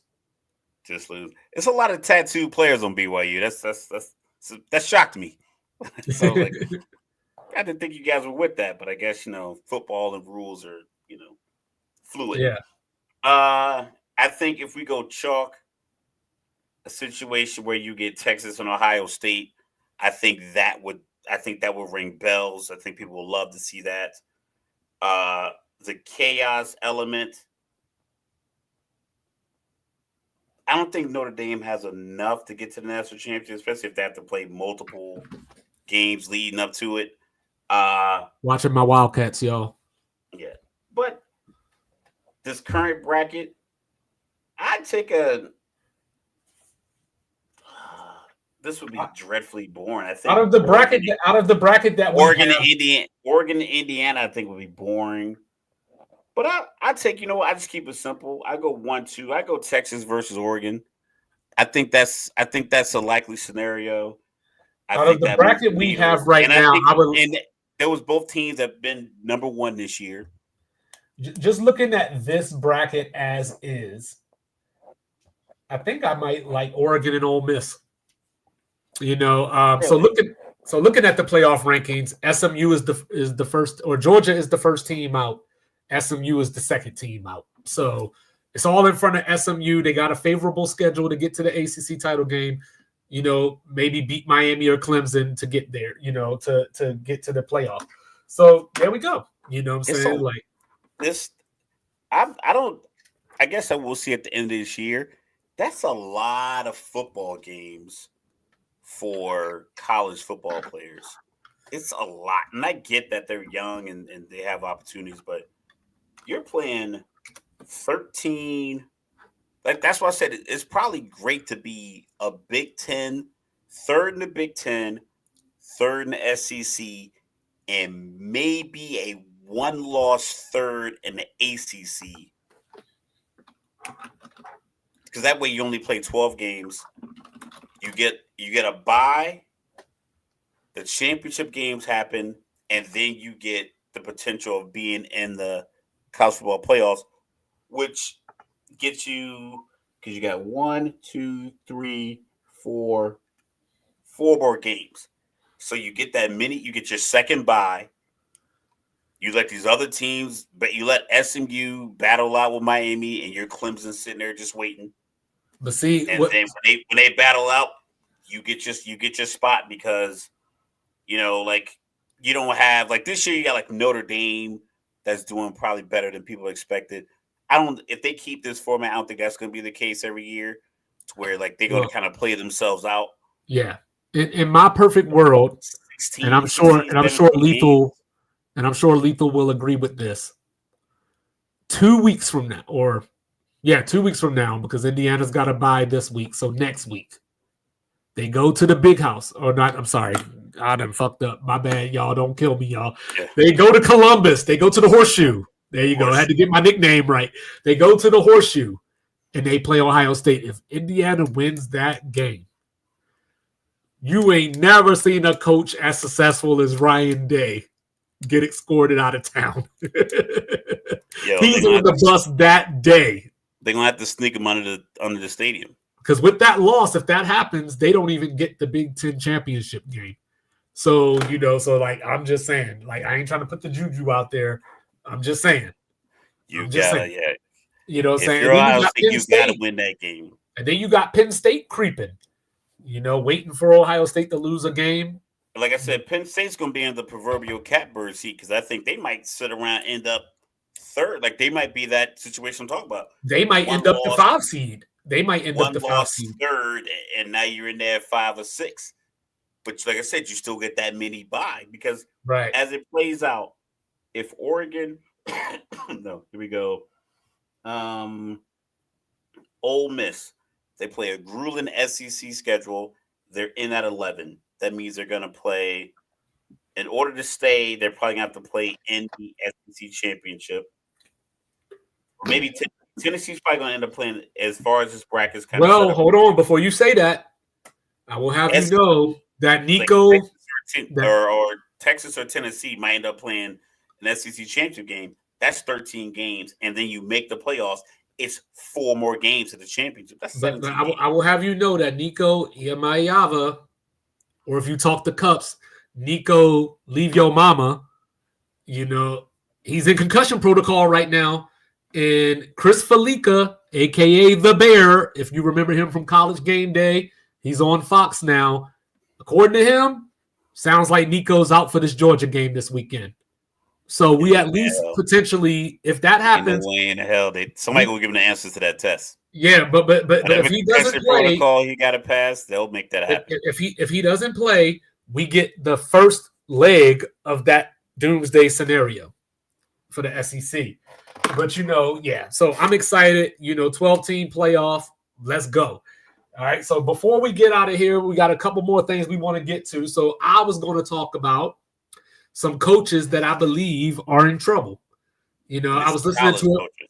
Yeah, I was listening to Ari and Andy Staples on 3 today, and Andy Staples made the comment that he thinks that the over under for coaches getting fired this year in the Power Four should be 2. And I was like, I don't know, dog. There's a lot of coaches out here. In the There's power? in the power conferences, yeah. I'm like, there's a So lot of ACC, coaches out here. SEC, Big 12, Big 10. Yeah, Yeah. 2. Yeah, he I'll thinks take that 2. bet. Yeah, he said 2 would be the over under. So when I look at this, I'm gonna just take it from the top, alphabetical order. This is not in order of who should get fired when or whatever. This is just alphabetical order. So I'm gonna start with the ACC. Obviously, we talked about Mike Norvell earlier. You know what I mean? But they got 64 million reasons not to fire Mike Norvell. You know, so we're gonna take it to Virginia Tech and Brent Pry. Last year, you know, they went 6-7. They had all the talent coming back. We talked about it. 22 returning players and everything, and people had them as a contender. People had them as a contender in the ACC. So losing season the first year, just because of the expectation, I'm gonna put them on the hot seat. You know, just because of the expectation this year, because like there were people that no, he doesn't have a big buyout, but there was people that had Virginia Tech in the playoff. They were predicting that. So, you know, so you got to pay for that. Justin Wilcox, but next year, not this year, next year. He's the head coach at Cal. We talked about him as well in the offseason where he just gets the defense playing. But Cal's sitting here 1-4 in the ACC. They lost, you know, their 4 ACC games by a combined 9 points. You know, but he's been there. He should be good then. It's time for change. No. I said next year though, not right now. Yeah, I'm just saying next year. I think he starts on the hot seat. If he can keep his talent, those guys kind of remember the losses from this year. They can grow. I think they can play his way off the hot seat. When you said 4 points, you said 9. I thought you were gonna say like 90. No. Like, when you said 9, I'm like, he should be good to go. But you know how it is. You said day and age. And then I think Matt Brown is going to step down at North Carolina. You know, like after the James Madison game where they gave up 70, you know, Virginia for you. You know, they gave up 70 to James Madison. He gave the speech like, y'all don't want me to be here. Like, you know what I'm saying? Like, he already got a foot out the door anyway. You know what I'm saying? So how long do you think Mike Gundy going to keep that? Oh, I'm getting there. That's actually my next coach. You know what I'm saying? So we're going to go to the Big 12. Mike Gundy in year 20. So he's the second highest tenured coach in the country. And I got number 1 on my list too. But so Mike Gundy, 20 years at Oklahoma State. You would think he played there. He was the quarterback of the Barry Sanders team when Barry Sanders broke the single season record. So you would think that he would be in a position of you can leave when you want to leave. You know, you leave like almost Bobby Bowden status, but without the championships, of course. But they went to the Big 12 championship game last year. They had Ollie Gordon, the leading rusher, 1,732 yards. And guess what? Ashton Genty, as of right now, has 1,734. Just throwing that out there. But anyway, so Ollie Gordon has been a shell of himself this year. Alan Bowman, who we talked about, 15 touchdowns, 14 interceptions last year, looks like that again. Looks worse, been benched a few times. So at this point, is it time? You know, maybe they give him another year just because of his stature. But 20 years. But I say they might get some boosters to raise some money and get him up out of there this year. Oh, yeah. All money was just the dude that the stadium's named after. Yeah, Boone Pickens. Yeah. Yeah, rest in peace, Boone. You know, but Neil Brown at West Virginia, you know, he's got 2 straight wins. That might save him. But he comes into every year on the hot seat. He's 35-33 in 6 years at West Virginia, 5-4 this year. You know, I got my eye on that. Kyle Whittingham, you know, Utah. Obviously, he's not going to get fired, but I think he steps down. He said that he wasn't going to coach past 65. I believe he's 65 right now, and they've already named the head coach in waiting, defensive coordinator, Morgan Scalley. And then one more for the Big 12, probably next year, though, Gus Malzahn. You know, the former Auburn coach that's from Arkansas. But there's the drama because if Sam Pittman gets fired at Arkansas, Gus Malzahn is an Arkansas boy. He might come Going in back, there. He might come in there. And if West Virginia fires Neil Brown, he was a high school coach in yeah, Arkansas. yep. And if you There's a documentary on Netflix about that. Yeah. And if you pay attention to Neil Brown, like I brought up, and they do fire him, we might have the return of Jimbo. In West Virginia? Hey, he's a West Virginia kid. But and he made the comment when remember we talked about this. Does his Texas A&M check stop if he gets another job though? Because I think that's how it works in the NBA. Like they'll pay you, but once you take on a new coaching job, I think the obligation to pay you. I don't think that's a thing. You can't have it's like a conflict of interest being paid by two organizations. Maybe that could be a thing, but I'll have to research that. I don't know if that was a thing or not. But he's a West Virginia kid, right? Yeah, something like that. He's a West Virginia kid, and when he was still the active coach of Texas A&M, he made the comment about you always want to coach at home. So I'm just throwing that out there. You know what I'm saying? Just throwing it out there. You know what I'm saying? Big Ten. Ryan Walters at Purdue. Get him out of here. 5-15. Only been 2 seasons. But you look across the state to Bloomington and see what's going on at Indiana. Then you turn around and you go, you lost to Notre Dame 66-7. Who the hell let Notre Dame score 66? But then again, Florida State gave up 52 the other day. So, just two less touchdowns. I ain't gonna go too far with that one. But they beat Indiana State, and then they pretty much lost out since then. They got shut out by Oregon, shut out by Ohio State last week, 45-0. And oh, by the way, Penn State is coming into West Lafayette this weekend, and you close the season with Indiana. Get them out of here.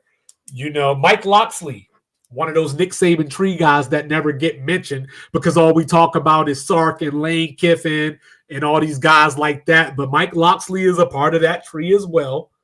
He's 33-38 at Maryland, 15-32 in the Big Ten, 15-32. You got Michigan State this year, hired a new coach. They're in the dumps, if you will. Indiana then rose. Rutgers came up a little bit. Maryland can't rise. And Under Armour University? Yo, Michigan State's paying a hell of a buyout to their guy because I think he's Mel Tucker, yeah. Mel Tucker, yeah. I think he signed a $100 million deal. And I remember when I saw it, I was like, yeah, his was 5 years, 95. Yeah. Yeah, I was like, that's a bad deal. Yeah, because he hadn't done anything to that point. He hadn't done $95 million worth of work yet. In my opinion. You see this? Lethal Wildin'. So the MO for Maryland is usually they start out with a very soft schedule. So they start off 5-1, 6-0, and then they go 6-6 or 7-5, 8-4. Everything's good because they get the Big Ten schedule right on the back end. So get them out of here. Kirk Ferentz, I wonder. This is not a thing. He might not be on the hot seat, but I'm just wondering. He took over in 1999. It was in the year that I graduated high school. He took over then. And remember, last year we had to keep track. Ken, his son, the 20-point, yeah. Yeah, as the offensive coordinator, they called it the drive to 325. If they could score 325 points in that season, his son would keep the job as offensive coordinator. They didn't. He's gone. So now that the son is gone. That I literally, if I'm sitting in that meeting, I'm not even agreeing to that. I'm like, no. I'm like, but I wonder if he's gone. Like, that's a childish thing to do to a grown man. Like, listen, if you don't either fire me or let me do my job. Or hey, kind of parameters that don't exist in any other facet in anybody's contract. Does the defensive coordinator have that kind of stipulation? And then of course there's Ohio State, right?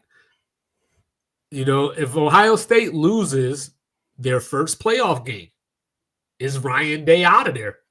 I just don't know what the expectation is of Ohio State. The expectation is we need to hoist trophies like we in the SEC. No, I get that part.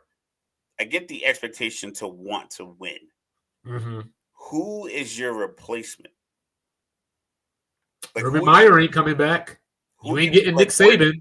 You're not getting the guy from Indiana. You're not getting Dan Lanning from Oregon. You're not getting Hey, you know what, Bushy? I'm gonna tell you like this.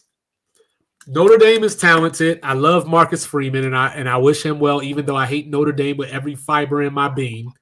But I'll give you this. You know, they probably have a top 5 defense in the country, so they can stay in playoff games. Riley Leonard is a giraffe. Yeah. But don't come in here talking about a team that lost to Northern Illinois at home. Listen, every team loses. They Northern lost. Like, I thought they were going to lose to Navy. That was my thing. I thought they were going to lose to Navy. And they gutted it out. They might lose to Army. Because I told you when they played each other, I told you I thought Army had the better chance. But hey, Kentucky Wildcats broke the curse, finally beat Duke again. All right, so back to this real quick. The Ryan Ohio State fans wanted to get rid of Ryan Day. Blows my mind. I just want him to stop dyeing his hair and his beard. Just stop. Hey, I thought about it. Don't do it. I thought about it, man. Listen, let it go. Just let it go.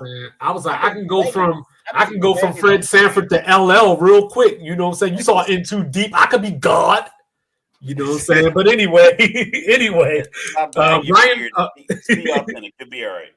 Luke Fickell over at Wisconsin. You know what I'm saying? They did. All that is true.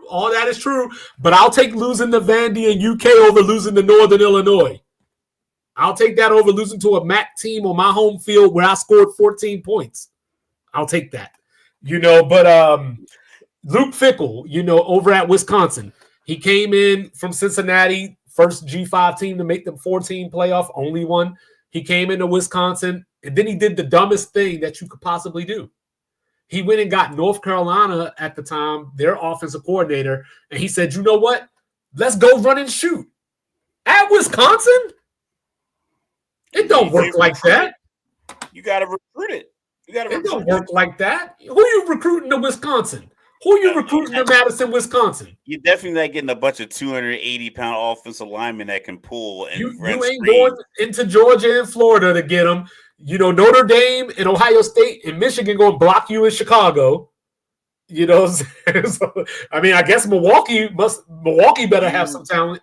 You better go get some 330s from the farms of Nebraska and Iowa and Wisconsin, some of these dairy farmers' kids, and get you some big backs from Milwaukee that used to run track and just say, we're going to open up this hole, you can run through it. Got it. Well, Luke Fickell has a chance this weekend to get off of my hot seat. They got Oregon coming into Camp Randall. You know, they played Penn State tough a couple of weeks ago. Oregon coming in with their 34-year-old Heisman candidate quarterback. Let's see what happens. And then finally, in the SEC, I'm not putting Lincoln Riley on there just yet. Maybe next year if it starts off bad next year. But, speaking of which, by the way, USC, Nebraska this weekend in the How Far Have They Fallen bowl game. You know, Nebraska, we talked about this a couple of weeks ago. Matt Rule brought in Dana Holgorsen to be an offensive analyst. He's been promoted to offensive coordinator.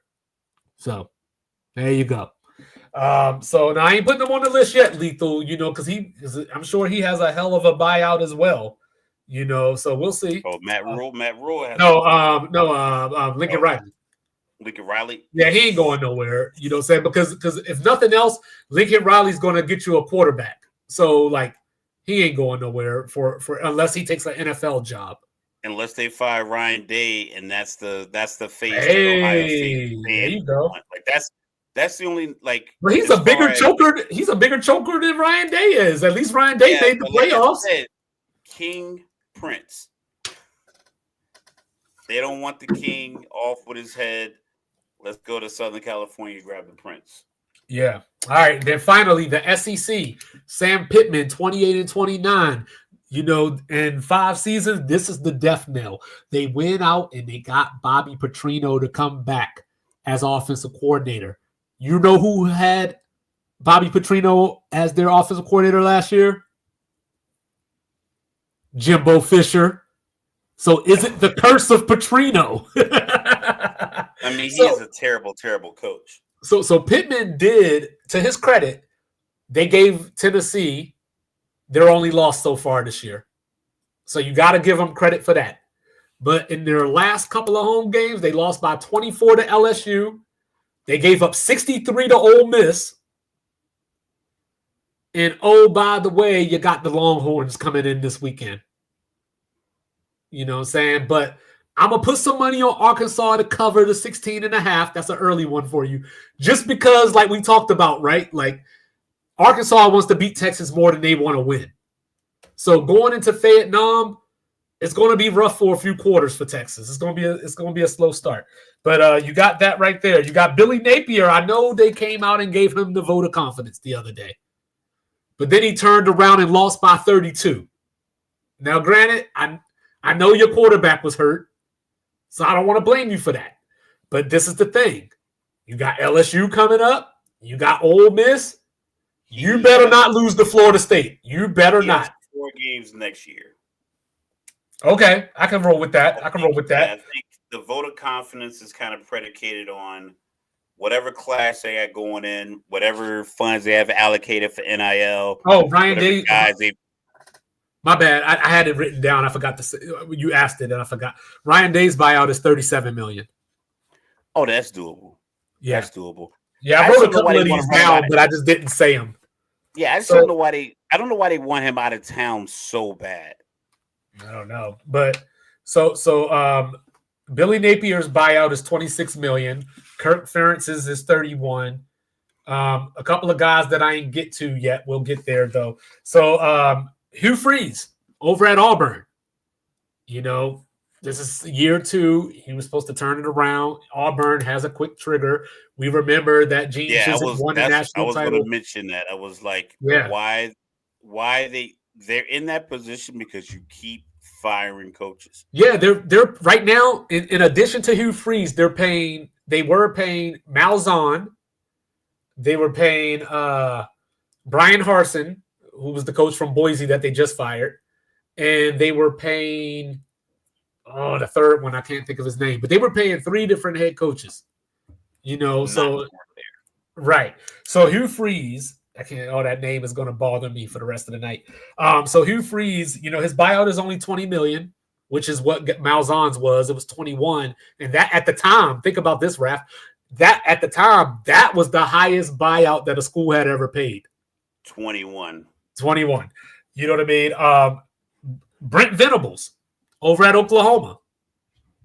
You know, he had their first losing season since 1998. They won 10 games last year. You know, you remember all offseason I was talking about, I just don't see it in Jackson Arnold. I just don't see what they see in Jackson Arnold. He got benched. He's back. So they are 4-5. Let me double check that. So basically what I'm trying to get at is they're 5-5. So here we go. Tommy Tuberville? Yeah, that might be. Yep, Tommy Tuberville. Yep, that's it. All right, so here we go. So Oklahoma, this is why I bring this up, because he had the first losing season they had since 1998. Right now, they are 5-5. They closed the season at LSU and hosting Alabama. They gonna make a bowl game? No. So I think he's gone. You know, but if he is gone, his buyout is $44 million. Because for some reason, when he won the 10 games last year, they decided to give him an extension. You know, Notre Dame did that with Charlie Weiss back in the day. You know, the Bush push game, and they gave him a 10-year extension after that for a game that they lost. Because they thought it was Notre Dame, Bushy. You know what I'm saying? Then you got, to keep the SEC going, Mark Stoops, Kentucky. Normally, I would not have him on this list because he's a pretty good coach. You know, he's brought Kentucky from the doldrums, you know, at least to the middle. But remember, he took that A&M job last year. And then the fans revolted, and A&M pulled out and went and got Mike Elko. So Mark Stoops, Sitting at Kentucky right now, they played the close game against Georgia, but they lost to Vandy. They're 3-6 right now, to include 1-6 in the SEC. So if you're going to take another job, you got to come back and win some games, baby. Yeah, you should have taken that job. You got to come back and win some games. You know what I mean? So his buyout is $44 million as well. You know what I'm saying? And then, so those are my power coaches. And just real quick, a couple of G5 names for you. Kenny Burns at Kent State, worst job in the country. You can't win there. Once LeBron start dumping that NIL into Akron, they're going to take off way past Kent State. Trent Dilfer at UAB. We talked about him a few times this season. Yeah. And how he was shitting all over the school. Yeah, his ego doesn't match his performance. Yeah, Mike New at Ball State over in Muncie, Indiana. Shout out to Mike Wilson. His baby girl go there. Stan Drayton at Temple. And you already got Will Hall out at Southern Miss, Mike Houston at East Carolina, Mike Bloomgren at Rice, and Brian Bohannon at Kennesaw State. They can't fire all these guys. No, I'm not saying that. No, all those dudes I just named, all are fired already. You know what I mean? Like the last 1, 2, 3, 4, the last 4 are fired already. You know what I'm saying? So there you go. So then real quick, before we get out of here, you know what I'm saying? We just wanted to take a few seconds because tonight is the beginning of an event that is going to electrify the world. The most electrifying thing that we've seen since The Rock. I present to you the NBA Cup. Where the ugly courts are reigning supreme. I like the courts. And teams are wearing colors that ain't even a part of their uniforms. I like the court. I like the uniforms. I like the uniforms. I don't like the courts. I like the court the most. Like I think that was the thing that caught my eye the most last year. I like the idea of the NBA Cup. Like I said, it's just something else to keep it interesting because you got to keep in mind we're in the throes of college and NFL football right now. NBA needs something to kind of still be a factor as we transition to January. We're looking at these bowl games. The championship game is going to be sometime in January. And then the NBA is going to have that to the All-Star game and then the playoff run. So you figure, you know what? We'll sprinkle in something new, something different, something that you could talk about on the tail end of your football conversations, very similar to what we're doing here.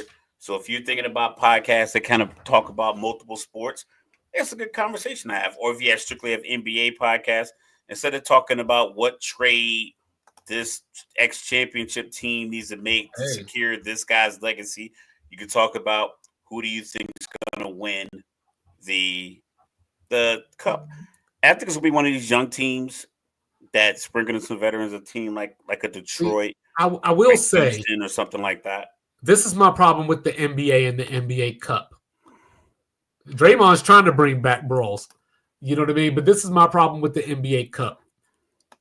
You got to advertise it better. So I know we've seen commercials. We knew it was happening. Probably didn't know the dates really, but we knew it was happening. The reason that I said what I just said is because you got Klay Thompson going back to the Bay tonight. Currently in progress, Golden State 72-66 over the Mavericks. But why was that game not front and center of the NBA Cup? Like, why was that game not pushed in that way? But we'll get back to that. The NBA Cup, in my opinion, should be a launch pad for new stars to appear. Last year, we saw Tyrese Halliburton announce himself to the world before he got injured, and he hasn't been the same since. But it gave us a preview because they were walking all over the Milwaukee Bucks during that NBA Cup last year. So this is what I was thinking. You know what I'm saying? And I know we're talking about pool play, but I think I would like to see it, Mr. Logical. I think I would like to see it mixed where the pool contains East and West teams from the standpoint of the East and West teams only play each other twice in the regular season. So you figure this is another opportunity to get some West teams to play in the East. Yeah, get a star somewhere. Get LeBron to Chicago or something, A like couple more games, an additional game in Orlando or something yeah, like that. something along those lines. You know what I mean? And I know maybe there's a travel thing that we're considering here. I doubt it, but there might be They're because if probably looking at like because you're somewhat extending. I guess you're not really extending the season. You just kind of you're throwing like another. You're asking the players for this participation, so you figure let's keep it as simple as possible, to where you're only playing in your time zone. You know what I mean? So right, it's like we're asking you to put extra effort in this because we were begging you to put effort in the All Star game, and you haven't. Well, at right. least let's dangle a trophy out there. Let's give you a championship night in Vegas. Let's give you something, but we'll keep it as simple as possible. That way, it's in the confines of the season. It's not in addition to the season. Yeah, and but that was the reason that I brought that up is because like this does count as a part of the regular season minus the championship game. Yeah, But the thought behind it was, take like Indiana and Milwaukee. We just talked about them. Last year, since they're in the same division with each other, they played 5 times last year. So they're already going to play 5 times. You know what I but mean? it also sets up the actual playoffs too, because if the Clippers drop the game to Orlando, there's no tiebreaker implications to it, or at least not the initial level of a Right, tiebreaker. right, But if the Clippers drop a game to the Nuggets, then that can matter in the Western right, Conference playoffs. So it's like right, you want to put as much emphasis on future expectations as well. Like, listen, we don't want you to throw this game away because Memphis doesn't care about the game against Chicago because it doesn't affect their playoff seeding, so you can rest John Morant. Where if you're right, playing New Orleans, it's like you guys tend to be around that 6, 7, 8 range. Do you want to be you want to play hard for this tournament, or you want to be in the play in April when you got to play a couple extra games? So right. like I think that probably ties into it as So well. so then you got the money, right? The winner gets $500,000 per player. The runner-up gets 200,000.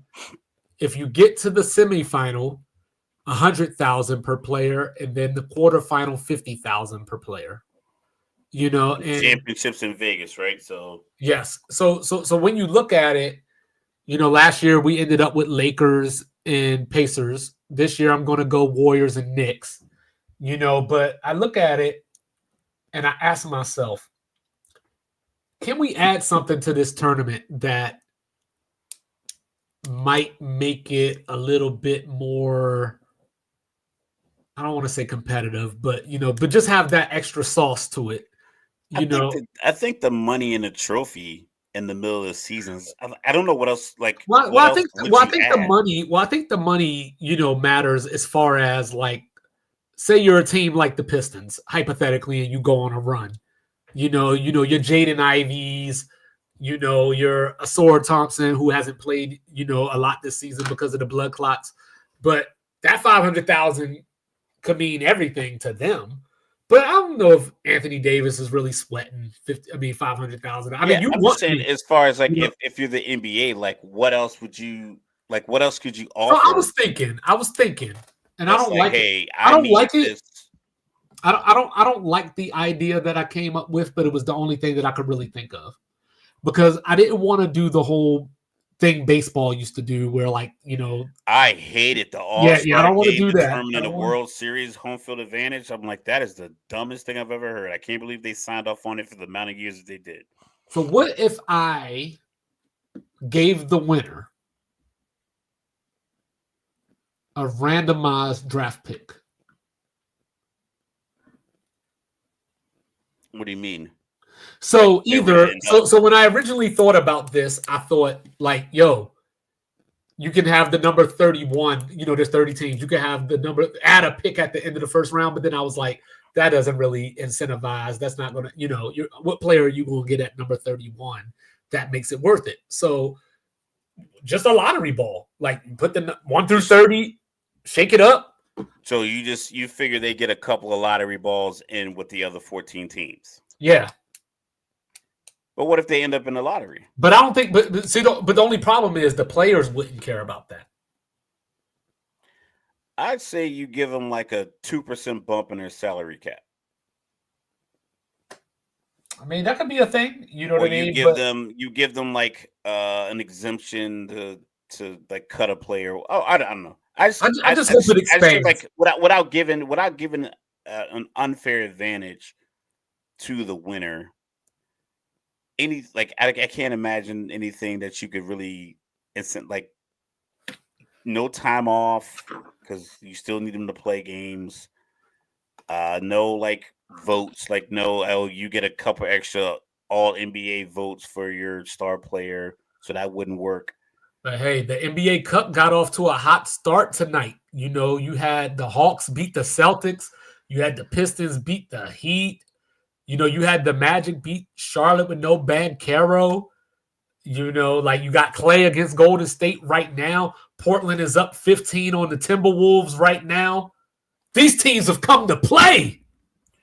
I think it's just basketball. Yeah, it's just I basketball. think, I know. I think the tournament. Like my thing is like I'm glad it's not separate from the regular season.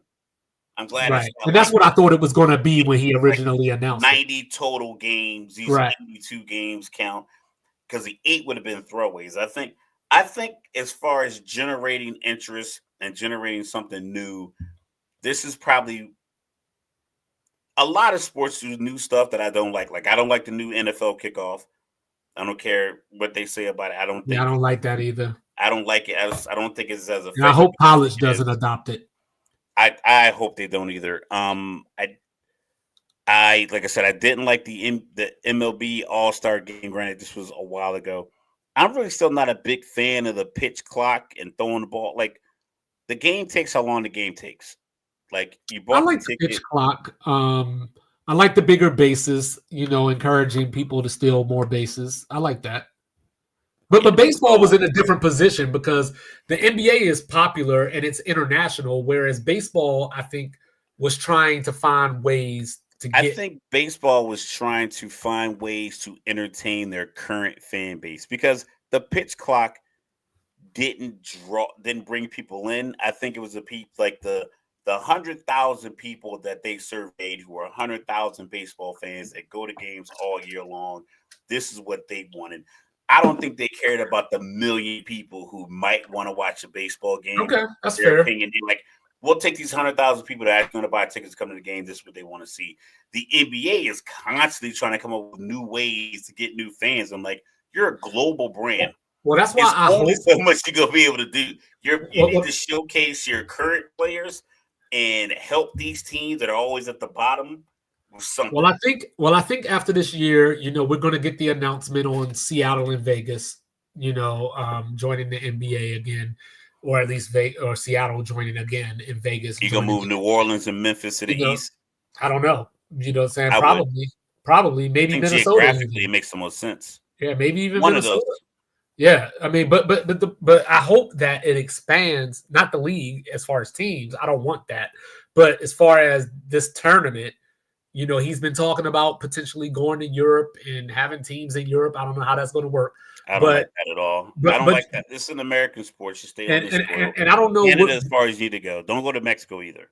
and I don't know what rules exist and how this would work, but you know, I would like to see, you know, the cup to include other teams, but then that would take away from the regular season. Like if you went out and got Real Madrid or, you know, some other team across seas that you That could be world champions of what? that could be your summer league. That's a great idea. But see what I'm saying? Like, You could call me Adam. Call Mr. Logical Adam. You do your summer league with the draft with your top 10 draft picks, and then you have them as a team. Maybe throw a couple college players like a Cooper Flag, and then you get one of the Cooper European Flag went champions. down tonight. And like I said, I think the NBA is like, I believe they're sitting around thinking they have a problem that they don't, Right. and they're Or decisions based off a problem. Like I don't. Or they just you want don't to have move a forward. global problem. You have as a branding problem because as all the channels that play your games, they only talk about the teams that are going to be popular no matter what. Like the Lakers are in LA. They have probably one of the most recognizable people on earth playing on the team. They have some of his most historical players, but you have Jordan, your global icon for so many years. They don't talk about Chicago. They don't put Chicago on TV enough. It's not highlighted enough. Orlando's up and coming team. You got Charlotte with, you got LaMelo Ball's one of the most polarizing young Number players. 5 scorer in the league right now. It's like that's the part they need to have these meetings about. It's like, yo, how do we get the conversation around the Lakers? Conversation is always going to be up here. It's always going to be on everybody's mind. Even the Clippers can't compete with the Lakers in conversation. Right. But Steve Ballmer is like, I'm going to spend enough money to where these Lakers-Clippers matchups, the crowd is 50-50. It's not 80% Laker fans, 20% right. Clipper fans. And then I'm like, you know what? I'm going to buy my own stadium. So he took the model of, I'm going to highlight my team. I think the NBA needs to find a way to highlight their other teams in that same right. And right now, just right now, right? We got the Cavs undefeated. Tonight, Boston, last year they went 64-18? 64-18, something like that. They're 9-3 right now. They've already lost 3 games. You know what I mean? You got teams like the Pistons and the Nets who were supposed to be at the bottom of the league. Yeah, they're under 500, 5-6 and 5-7, but if the playoffs started today, I mean, I know it's early, but they would be in, talk about how teams are improving, and then, you look at the West, the Suns would be the number 1 seed right now. You know what I mean? Even though Kevin Durant is hurt. Yeah. So if you look at the Christmas Day schedule, they're trying to highlight it, but once again, but the season is already 2 months old at that point. You got San Antonio versus New York. So that's attempting to get Wemby on the big stage. Minnesota, Dallas. That's a good matchup. You have a lot of personality there between Kyrie, Luka. Rematch of the Western Conference Finals. Ant-Man, the stifling defense. Sixers, Celtics. That's not really shaping up to be a great game considering the injuries. And like I said, you and I talked about it. The Sixers might be around 12-18, 13-17 at the 30-game mark. Then you got Lakers, Warriors, Nuggets, Suns. So these are already teams that we're going to see anyway. Right. They need another day like NBA Saturday where you have Charlotte, Orlando, Detroit versus Chicago. Mm-hmm. Just have it deliberately. I know the NBA Christmas Day schedule, most people are off all day, but just throw it up there on a Saturday. Everyone's not watching college football. Right. So you got to have this other, the other guys, shout out to Will Ferrell and, Mark Wahlberg. You got to have the other guys, showcase them. And that way, when these Christmas games come around, you don't have to just hope that this small market team gets a generational talent like Wemby to put on TV. 100%. You know what I'm saying? So on that note, folks, we will be back here now. You got to pay attention now. We'll be back on Thursday this week, because I will be at the UTSA North Texas game on Friday night. So, we'll be here Thursday with picks, and more picks. So, we love y'all. Thanks for holding us down. Like, review, subscribe, rate, do all the free things. Tell your grandma about us. Do all the good things. We ain't forget about you, Granny. Peace.